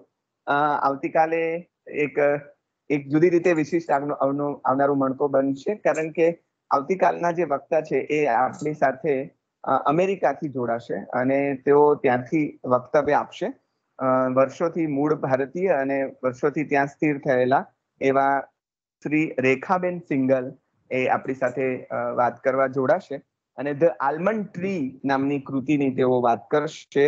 મિશેલ કોહેન કોરસંતી નામના લેખિકાની, અને મૂળ હિબ્રુ ભાષાની આ લેખિકા, અને અંગ્રેજીમાં એમનું લખાયેલું આ પુસ્તક છે. અને અરબસ્તાનની કથા અને ત્યાંના પ્રદેશની વાત લઈને, એટલે આજે એક જુદો ભાવ પ્રદેશ હતો, કાલે જુદા ભાવ પ્રદેશની વાત આપણી સમક્ષ ઉઘડશે. પણ એ બધામાં આપણે ન વિચારેલું, ન કલ્પેલું એવું જે વિશ્વ છે એ આપણી સમક્ષ આવી રહ્યું છે. એ સાહિત્યની કદાચ જુદી બારી આપણી સમક્ષ ઉઘડી રહી છે. એટલે એ રીતે આ શૃંખલા આપણા માટે ઉપકારક બની રહી છે, એનો આનંદ વ્યક્ત કરી આજે વિરામ લઈએ. ફરી છૂટા પડીએ ફરી મળવા માટે. ભાવિનભાઈ, ખરેખર ખૂબ ખૂબ આભાર, બહુ જ આભાર, ધન્યવાદ. ખૂબ ખૂબ આભાર રમજાનભાઈ, સમગ્ર કોલેજનો અને બધા જ હાજર રહ્યા આજે સમય કાઢીને જી 2 કલાક જેવો સમય થયો એટલે બધા હાજર જી. રહ્યા. So thank you very much. બધાએ આનંદભેર માણ્યું. જી સર. બલકે જાણ્યું માણ્યું બધું થયું. જી thank you so much. Thank you.